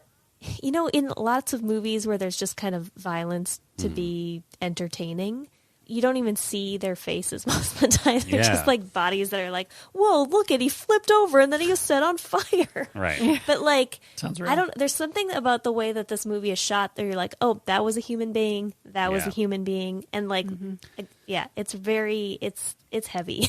I hadn't really considered that, but you're right. Like, now that I'm sort of rethinking some of the shots in this movie, like, anytime like anytime they like anything gets like, anytime they use any kind of like conflagration, like anything is lit on fire, like we always see people like running, like we see soldiers who are on fire who are like fleeing from wherever that happened. Fucking they like throw fucking grenades and like there's like blood in the explosion, right? Yeah, like yeah. it's not just like boom, like what a fun pyrotechnic. Like they actually like have like blood spray within the force of air that's being like thrown out. Yeah, and even so it's like there is a person within that was a chaos. person. Yeah. Like, yeah, and like they're like even when those the one scene I'm thinking of is some of the German soldiers, they like set a building on fire and they jump out and they're like, "Don't shoot, let them burn." Ooh, yeah. And like that to me, I was like, I mean, that's showing like those people are feeling pain right now. Yep. Like, I mean, it wasn't just like, and it was like a very like hateful thing to say and do, you know, like, ugh. Sorry, I just keep on saying ugh, but that's how I feel. I think that's a fair reaction, right? Yeah. I don't think that was. I think that was the intent of a lot of the choices Spielberg made in this movie was for you to go like, ugh. Yeah. I mean, I did many times. Yes. Yeah. That said, though, like I said at the beginning, like it is confusing because like that like 12-year-old boy in me was like, hell yeah, when Barry Pepper shot a dude through the scope of his own sniper rifle. Yeah, Yeah, that was actually maybe a little too cool for the rest of the movie. Right. No, it did feel like almost tonally off from the rest of it. Yeah. I mean, I guess he wanted to show that like, oh, he is actually like this is why like they brought him along and this is why he feels like he's being wasted. Yeah, but also wouldn't he have seen like the sun reflection or a little reflection in the scope? Who? The other sniper. Like, he did. You know what I mean? Not just to be cool about it, right? You know what I'm saying? Like, it's not just that like it was cool to shoot him there, but that would be the thing he would be able to see. Oh, sure. Yes, that absolutely. would be what he'd aim for. Yeah, right. I mean, that's absolutely what he would aim for. Yeah, And that's my guess. I mean, you're right. Yeah. It's just like Back on board. Cool filmmaking. okay, good. I mean, I guess they do want to demonstrate that he like actually is good at it, and it's like, oh yeah, right. Oh, for sure that too. But it didn't seem to me like he was going for that to show off. No, not at all. As much as it was just like that's kind of practical. Yeah. As well as unbelievable. Yeah, I guess maybe it's more like we're so used to that stuff happening in movies for the sake of being cool that our brains are just like, okay, they're just trying to be cool. But even though in that case it's like, yeah, I guess that makes sense. That's where he would aim and like cool. He's very skilled at what he's been trained to do. And that was, I sort of bet on that scene, but it was not what I was thinking of. I think that is in Full Metal Jacket, where a sniper continues to shoot a downed person to try and draw out the rest. I see. Of the crew, because Vin Diesel only gets shot the one time. Well, but that's why they were telling him to like stop being such a dramatic actor. Yeah, Vin Diesel, which was fucking heartbreaking. It's similar Good and probably Lord. real to war. Oh yeah. Yeah, it's tough to watch Vin go down first. Oh man, it was tough to watch Vin.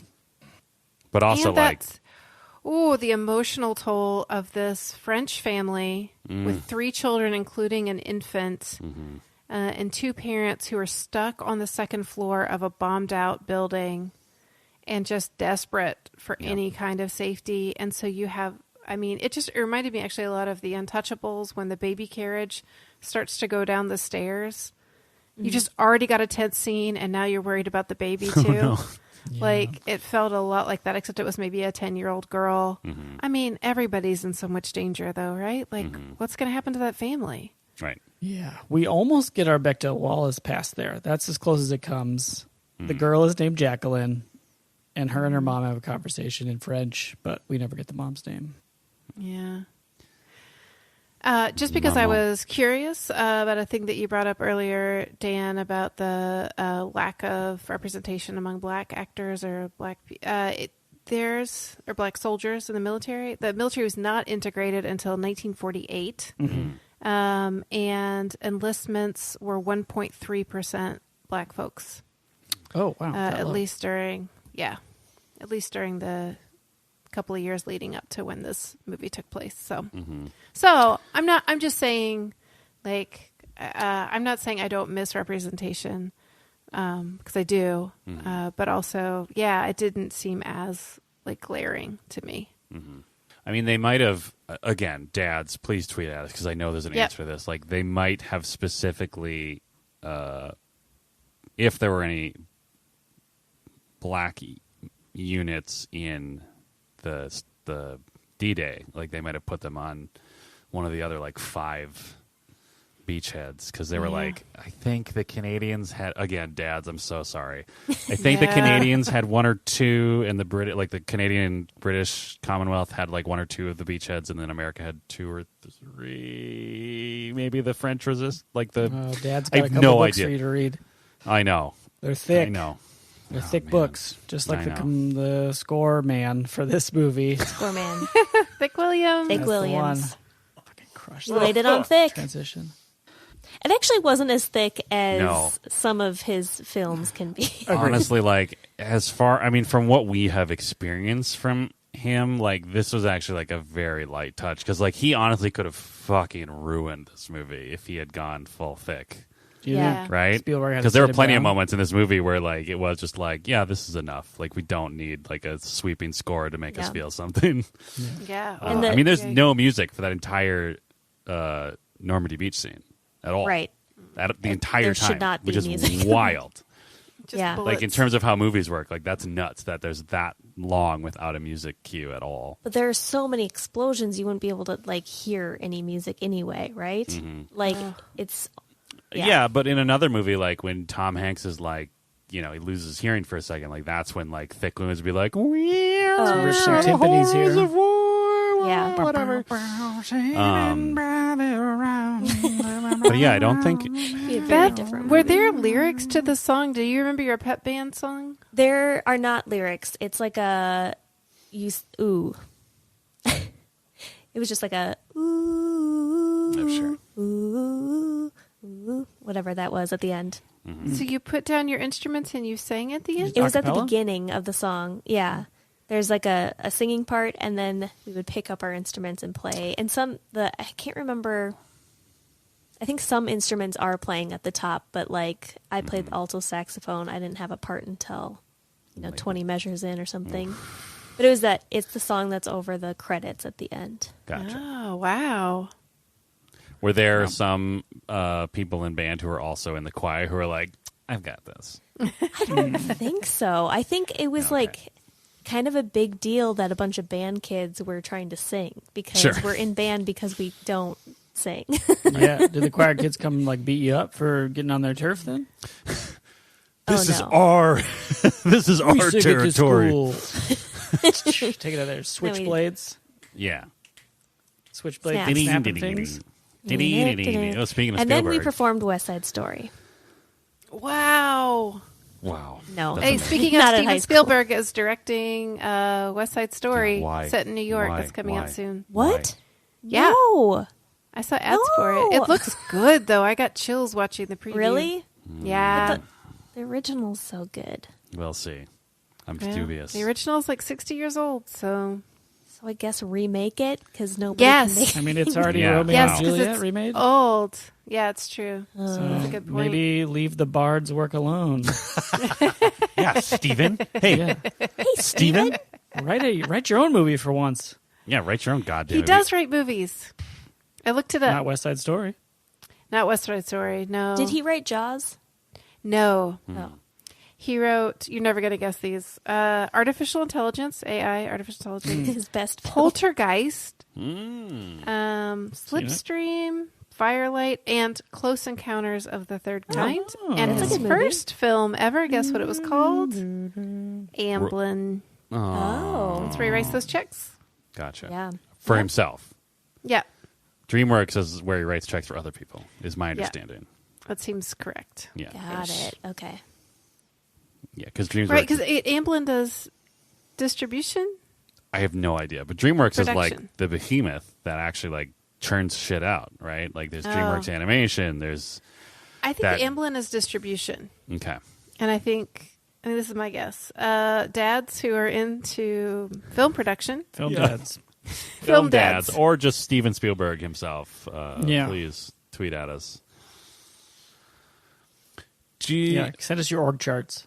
Did we actually bat anything else? Not really. I feel like we got so bummed out we didn't even go back to our Just bets. really went into like war is bad. Yeah. Yeah.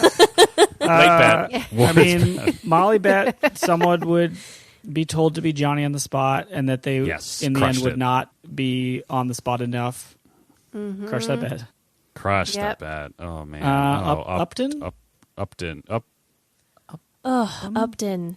Is that a thing? That's the... Something. Is that the... Upman? POW? That's the translator. No. That's the translator. That's a translator.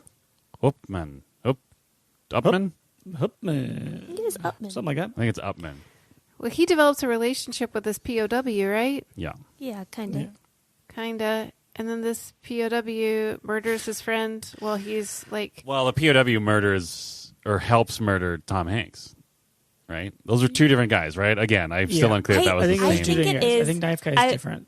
Yeah, I think it's kind of in a more severe sense, kind of an E.T.'s mom situation in my mind, where I thought it was the guy. He doesn't kill the translator. The German doesn't kill the translator because he had saved his life, but that's a different guy.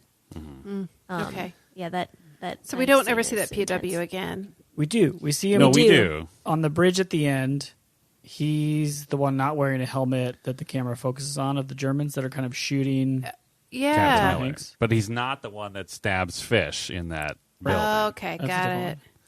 That's So where he we does got end up confused. killing Tom Hanks, who could have murdered but then him. Upham does kill Him. the German guy, Yeah. Yeah. Wow. which is like a Brutal. turn for him because war. Yeah, man. War's rough. Oh, the War. translator does. Yeah. Yeah. Yeah. Oh, that was some of. I mean, and in a really hard film, those moments were the hardest. Oh, man, right? Yeah. If you want to see hard moments between individuals, check out Tom Hanks and Steven Spielberg's Band of Brothers. I feel like they're. Do you know where the money comes from? Because you're being paid by them to Is that how you know about these checks? hawk Oh, what? Band of Brothers. No, I don't know. Is that just a bunch of Amblin checks in your pocket there, Dan? What?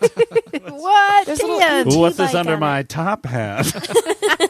And under your monocle. DreamWorks branded currency. Dreambucks. It's vended at the Kung Fu Panda store. Oh my gosh. Oh, guess what movie was probably playing at this theater at the same time? Ooh. Was it a Robin Williams vehicle? Yeah. It was? I think it was Patch Adams. Oh, my God. That's even better. Okay, Patch Adams is not a cheery movie. I don't Doesn't know. he wear a clown nose, though? LOL? Yeah, that's a Yeah, lot. but doesn't his girlfriend get murdered? What? I've never seen it. I just know he's Maybe a it fun was doctor. Mrs. Doubtfire then. I think he's a fun doctor, but like his lady friend, he has a patient that's like maybe cancer? I don't even no, maybe he's like a little bit mentally unstable. And then he comes to their house and murders her. Jesus. I think that's Patch Adams. That Is must that be why why? people are so mad about Is that that why movie. he becomes Patch Adams? Like, is it No, like the Joker's it's like- origins? It's like he's a cheery doctor, and then like a bad thing happens. Yeah, it's like don't be nice to Yeah. people is the moral. So that happens near the end of the movie? That's not Yeah, what I think creates so. the Patch Adams Yeah, I think attitude? so. Like, I'm No, going to yeah. be cheery because it belies my darkness inside. You know what? This might be a movie I saw on TV and thought was Patch Adams, but it was it, maybe? Oh. Was it 1 hour photo? That's a creepy Robin Ooh. Williams. Ooh. I don't know. Anyway, Oh, Patch yeah, that Adams. is creepy. Insomnia? That's You a know creepy what? Robert. Yeah, but Robert- Mrs. Doubtfire Robert- came out in 93, so it definitely wasn't Mrs. Doubtfire, Okay. but it was something... When did this come out? 98. 98. Beth nailed it. Great job, Beth. Oh, I was wondering if I remembered seeing 98 today because I looked at the runtime, but I don't I think mean, that's what did. I did. Wow. So. Wow. So I don't know It's if okay, I it still can take counts. this win, Oh. but I mean, Put an Dan asterisk is the by it. judge. That's right. I'm the But- podcast judge. Yeah. Well, So, it's slide this Oh. time, bud. Watch yourself. We forgot to mention what an important plot point the name Francis is in this movie. Right. Oh, that's do you think this right. is why Francis chose the movie? I think so. Because in that scene where Ted Danson shows up, Oh, my God. And he's like a captain. Fucking incredible. Like the second, like that to me felt very much like the moment that the dads of America pulled the lever and straightened their recliners back up. So it's like Ted Danson and Tom Hanks are about to share a scene together. Yeah. I declare. Yeah. And a young Nathan Fillion plays Private Ryan, but he's not Private Francis Ryan of Iowa. He's Private something else James of Frederick Minnesota. Ryan. The Minnesota. Yeah, James Frederick. Hey. Yeah. Can you imagine though, like I do appreciate that. Like I know it's sort of like one of the like quote unquote jokes of the movie. Just because like that's hilarious how this movie is, where it's like way. even the funny moments are just like, oh boy, this is brutal.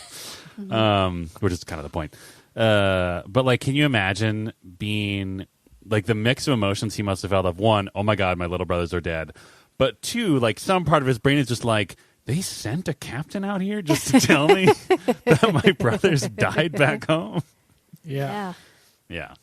But I get once that seed was planted, he couldn't. Well, like, and they played it so nice where he's just like, "How are you? Are you sure?" Because like at that point, like literally a captain has come out of nowhere to be like, "Your brothers are dead," so like he can't shake it. Yeah, he like still needs to be reassured that like it's not true. And Fillion crushes. He does. Like, I like a Nathan Fillion, but he's usually kind of got like he's got the like charm swagger. That's what he does. And he's not that castle. My grandma loved that castle. Castle, firefighting. Say, oh, that castle. And he's not that in this movie. He's just he's not. one seed of being destroyed by this news, and then relief, but still destroyed. Oh yeah. I mean it's hard to walk back from that, I suppose, in like a couple of seconds. Yeah. Did he? Like that is like the worst surprise prank ever, right? Like, surprise! It's a different Ryan. His brothers are dead. Comes out as like punk. Then he gets shot by a German sniper. Oy. Ryan too. Did Nathan Fillion get buff? Oh, for this movie? No, I mean like after? he's like after this movie. I mean, he kind of looked like a young, not scrawny like at all, but I feel like now he's like really like. I don't know. He doesn't have that 25 plus fill out that happens around the jaw. Yes, that's what it is. Yeah. He's like Brendan Fraser walked, so Nathan Fillion could run.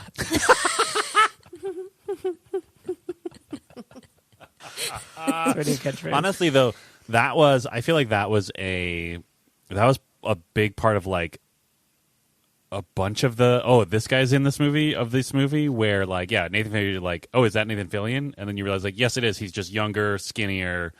His hair is way different. And then even like Vin Diesel, it took me like a couple of times to be like, oh no, that is different. That is Vin Diesel. He's just like 80 pounds lighter and wearing sleeves.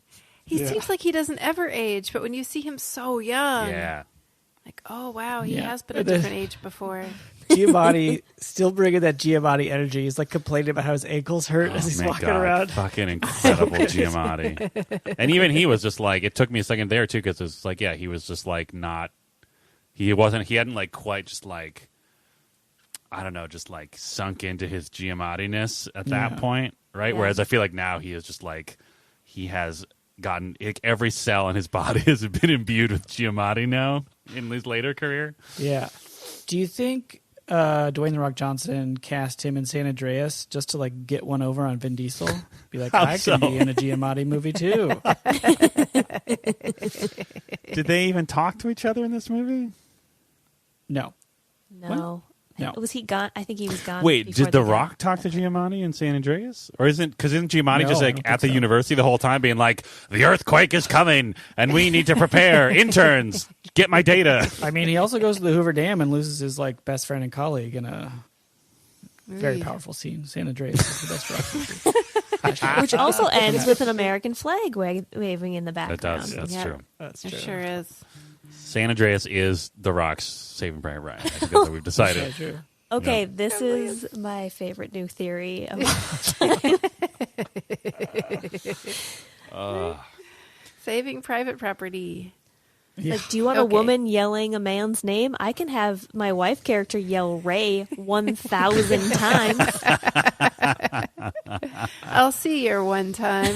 Raise you 999. I love the idea of the idea of The Rock interpreting Vin Diesel's career as like Saving Private Ryan being a Vin Diesel movie, right? Yeah. Where it is literally just like, oh, I got the part. I got the part of sassy Italian soldier, right? It's not even like he had any input. Although maybe, okay, new theory.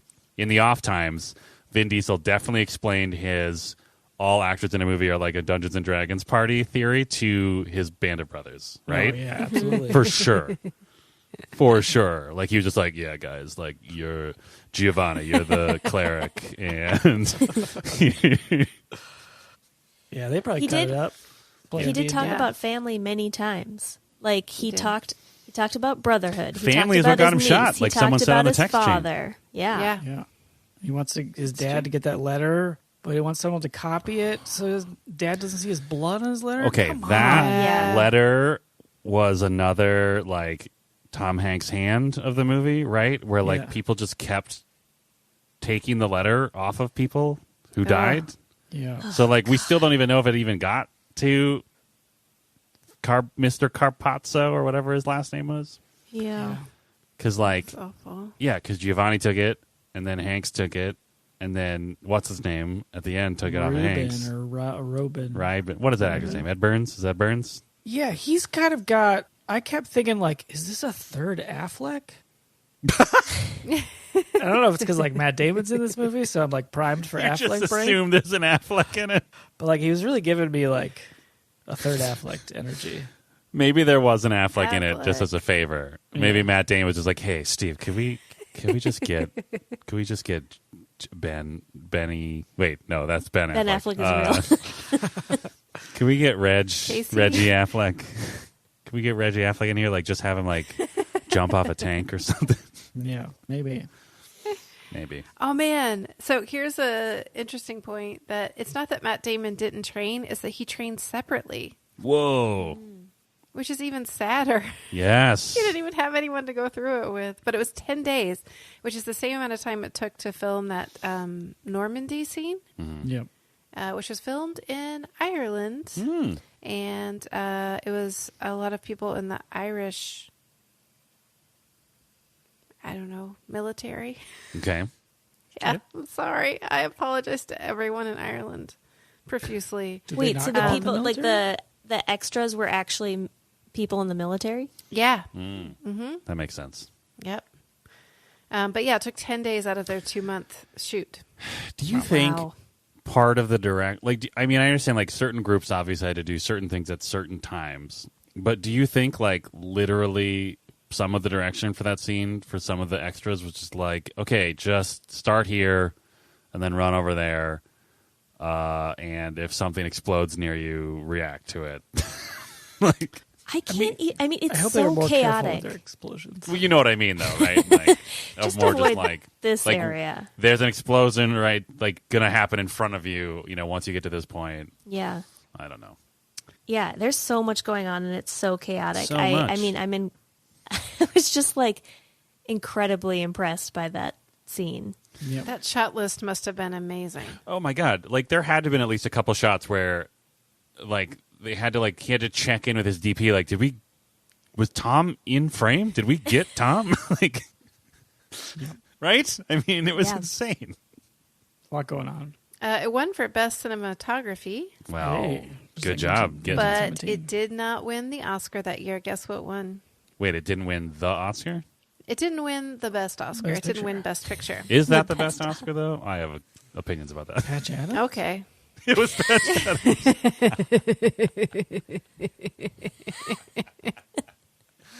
Was it American Beauty? Was I double Nope, wrong? Shakespeare in Love. Oh, that's the Bard. that year. Great. Then before we get to our final reviews of the movie we just watched, Saving Private Ryan, we like to read a review of our podcast, totesreal.com, in the impression of a character from the movie we just watched. And we do have a review.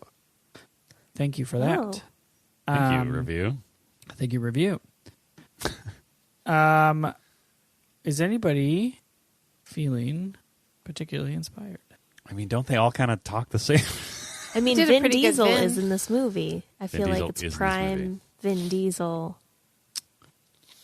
Is that me? There we Just how go. he No, sounds. Beth, you did it. There we go. There you go. That was amazing. Oh, it's just a low voice, right? Yep. Do it. Beth. Carpazzo? Carabzo? Carpazzo? What was his name in this movie? Carpazzo. Vin Diesel. AFI Top Movie Podcast. It's so bad. I just keep need going. to hear his voice. Okay. Get like really up into the microphone so you get that echo. 1 Molly plus 1 Beth plus 2 Dans equals 1 great podcast that I'm always looking forward to hearing each month. Okay, I'm regrouping. Family. It's just going to sound exactly the same. If you need to tag out, let me know. You're good. The though. group has amazing chemistry, and I find myself laughing multiple times through the course of each show. Ha ha. I've been subscribed for over a year and have even listened to older episodes, something I don't usually do with other podcasts because I want to hear what they have to say about other movies. So listen up, teens, and everyone else. This podcast is an A+++. Oh. That's from Steve T40 from Great Britain. Ooh. Across the pond. Across the pond. Wow.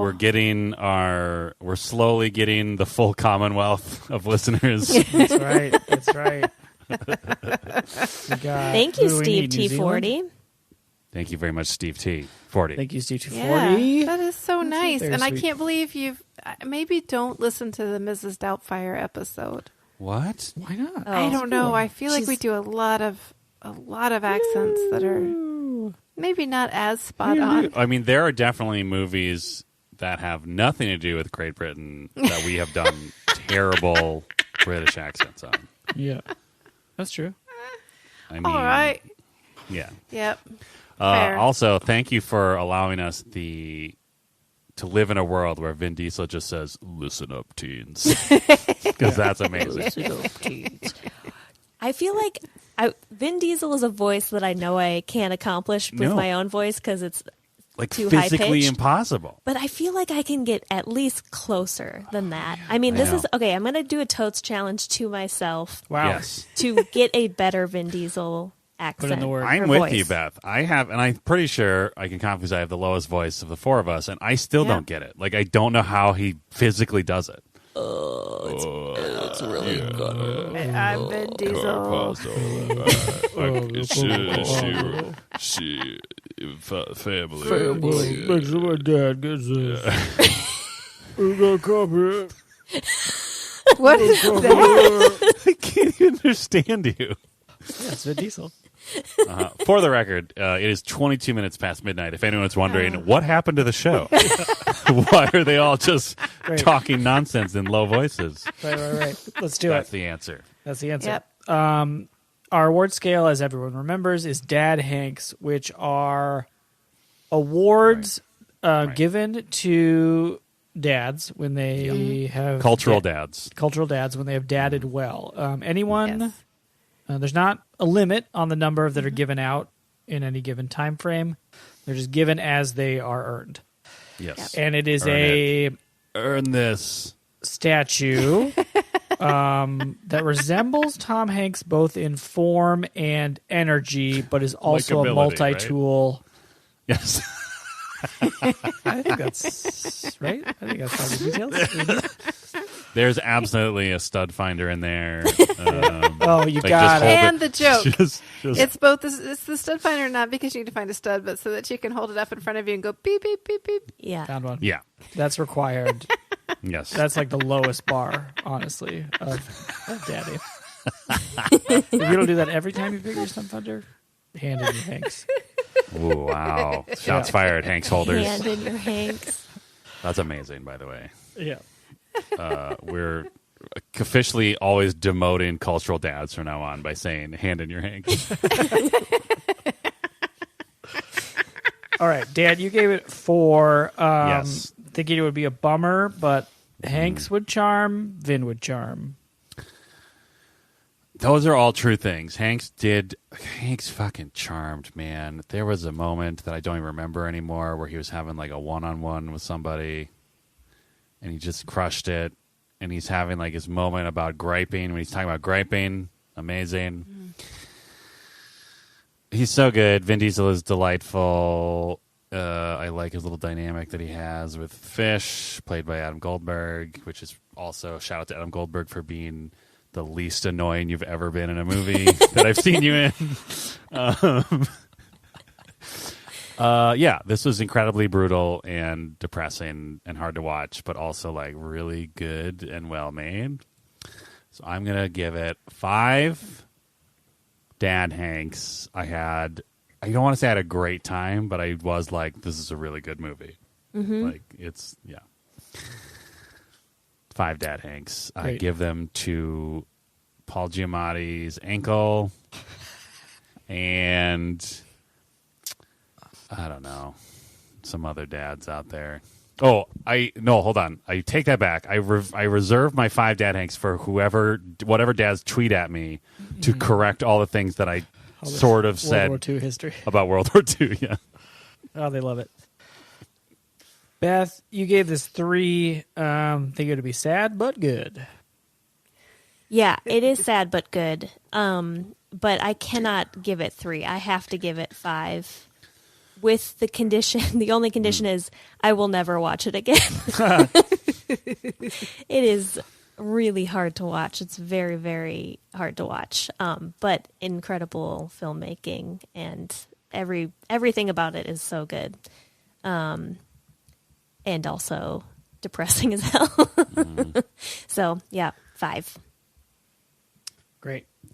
I gave it 5. Thinking about the magic of film and cinema would sweep me away. As I was descending the stairs, to the basement where I record, I often am like, how am I going to rate this movie? And I was thinking 4 then. Because it's like really good, but also really bummed me out. But then over the course of talking about it, I was like, nah, this is great. 5. 5 it is. Great. That was my journey. That's awesome. That's a great journey. Only how many steps? Yeah, I don't know. 7? Okay. 8? Are we doxing your basement right now? Some of them are real big, though. Molly, it's your turn. Yes. Oh, thank you. Thank you. First of all, I want to... You gave it a 4. I think it was a good movie, but a bummer. So yes. I guess kind of what everybody said.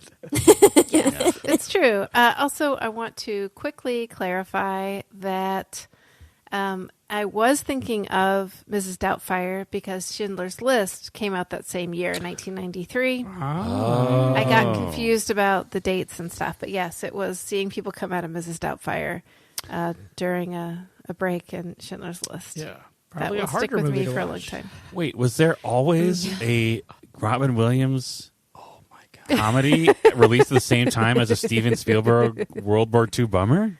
I mean, possibly. We got to look into this. Check the tapes. We got to. We'll check the tapes. Dads, tweet at us. Yeah, Robin Williams fans and World War II dads, tweet at us. Whatever that Venn diagram is. It's the meme. It's the meme. Yes. Oh yeah. Yay! I'm sorry, Molly. You were reviewing no, a movie. This is great. No, this is terrific. It's post midnight. Anything is possible. That's true. I want to thank Francis very much for executive producing this, even though I would have never picked out this movie in a million years, and honestly pleaded for Homeward Bound in substitution. When? I don't remember that. Yeah, you weren't on yet. God damn it. I missed it. You mean we missed our chance? You missed your chance. I bet we could have called up Francis and been like, listen, we've got a quick game day decision to make here. So I was really reluctant to see it, but it is really a fantastic movie.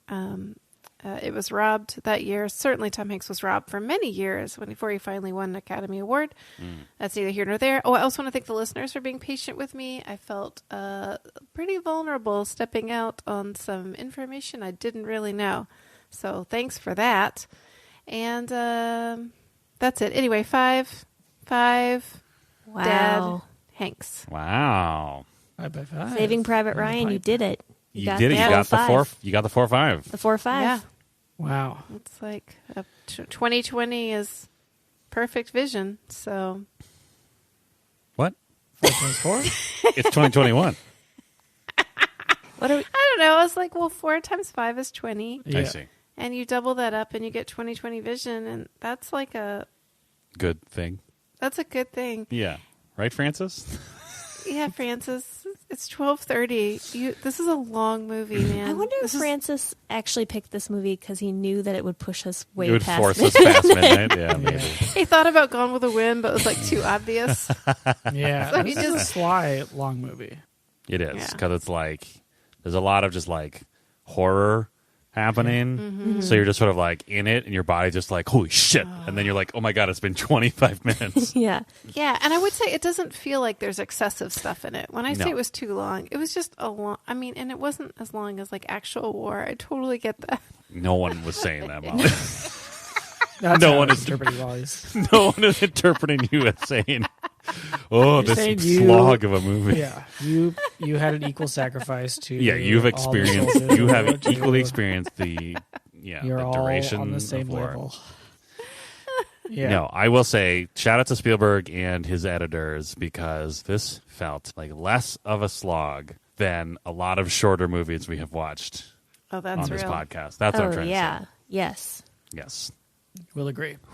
Who boy. I tell you what, Freaky Friday can just. I mean, if that movie, hold on, if they switched bodies and then immediately were thrown into a beachfront assault, Oh it would be an incredible God. movie. Are you kidding? Can you imagine? Yes, and can you imagine being thrown into war, being in the wrong body? Oh, Would be no. Oh, very nightmare. confusing. But The then she worst like body pulls the swap guitar movie out, ever. right, Right. and plays the Star Spangled Banner, and all the Nazis surrender. Isn't that Yeah. kind of Slaughterhouse-Five?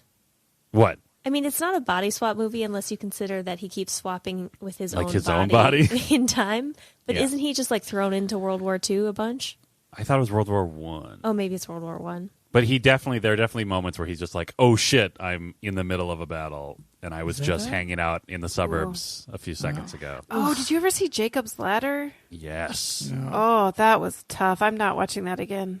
Yeah, that I'm movie's just wild. I'm just never watching it. But yeah, Or like the they Edge throw of you Tomorrow. in between two worlds. Ooh, No. is that movie good? Should I watch that? Edge of Edge of Tomorrow? Tomorrow was I thought it was great. very good. Okay, great. I'll watch it. You heard it here first, Francis. Which war is that one? That's a space Future? war with Future aliens, I Wars? believe. It's Yeah, historically, Cruise. Emily historically Blunt. accurate. Yeah, time travel. Oh, man, talk about a movie that could have used Emily Blunt. Am I right?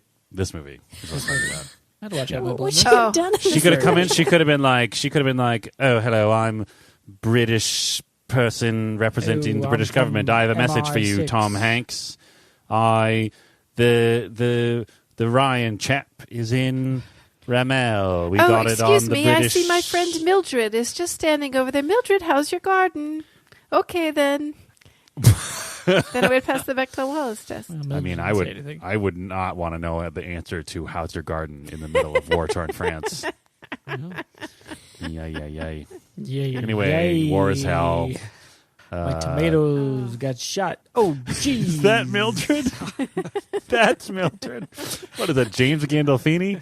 Oh, it's me, Mildred. Oh, my spring onions. Oh, jeez. They got all busted up by the half track. It is 12:33. Hey, Hey, podcast is over. Thank you, Francis. Totes Recall is hosted by Molly Chase, Beth Gibbs, Dan Jaquette, and Dan Linden. Produced by Beth Gibbs. New episodes of Totes Recall drop on the 15th of every month. For more information and bonus content, visit us at totesrecall.com. Thank you so much for listening.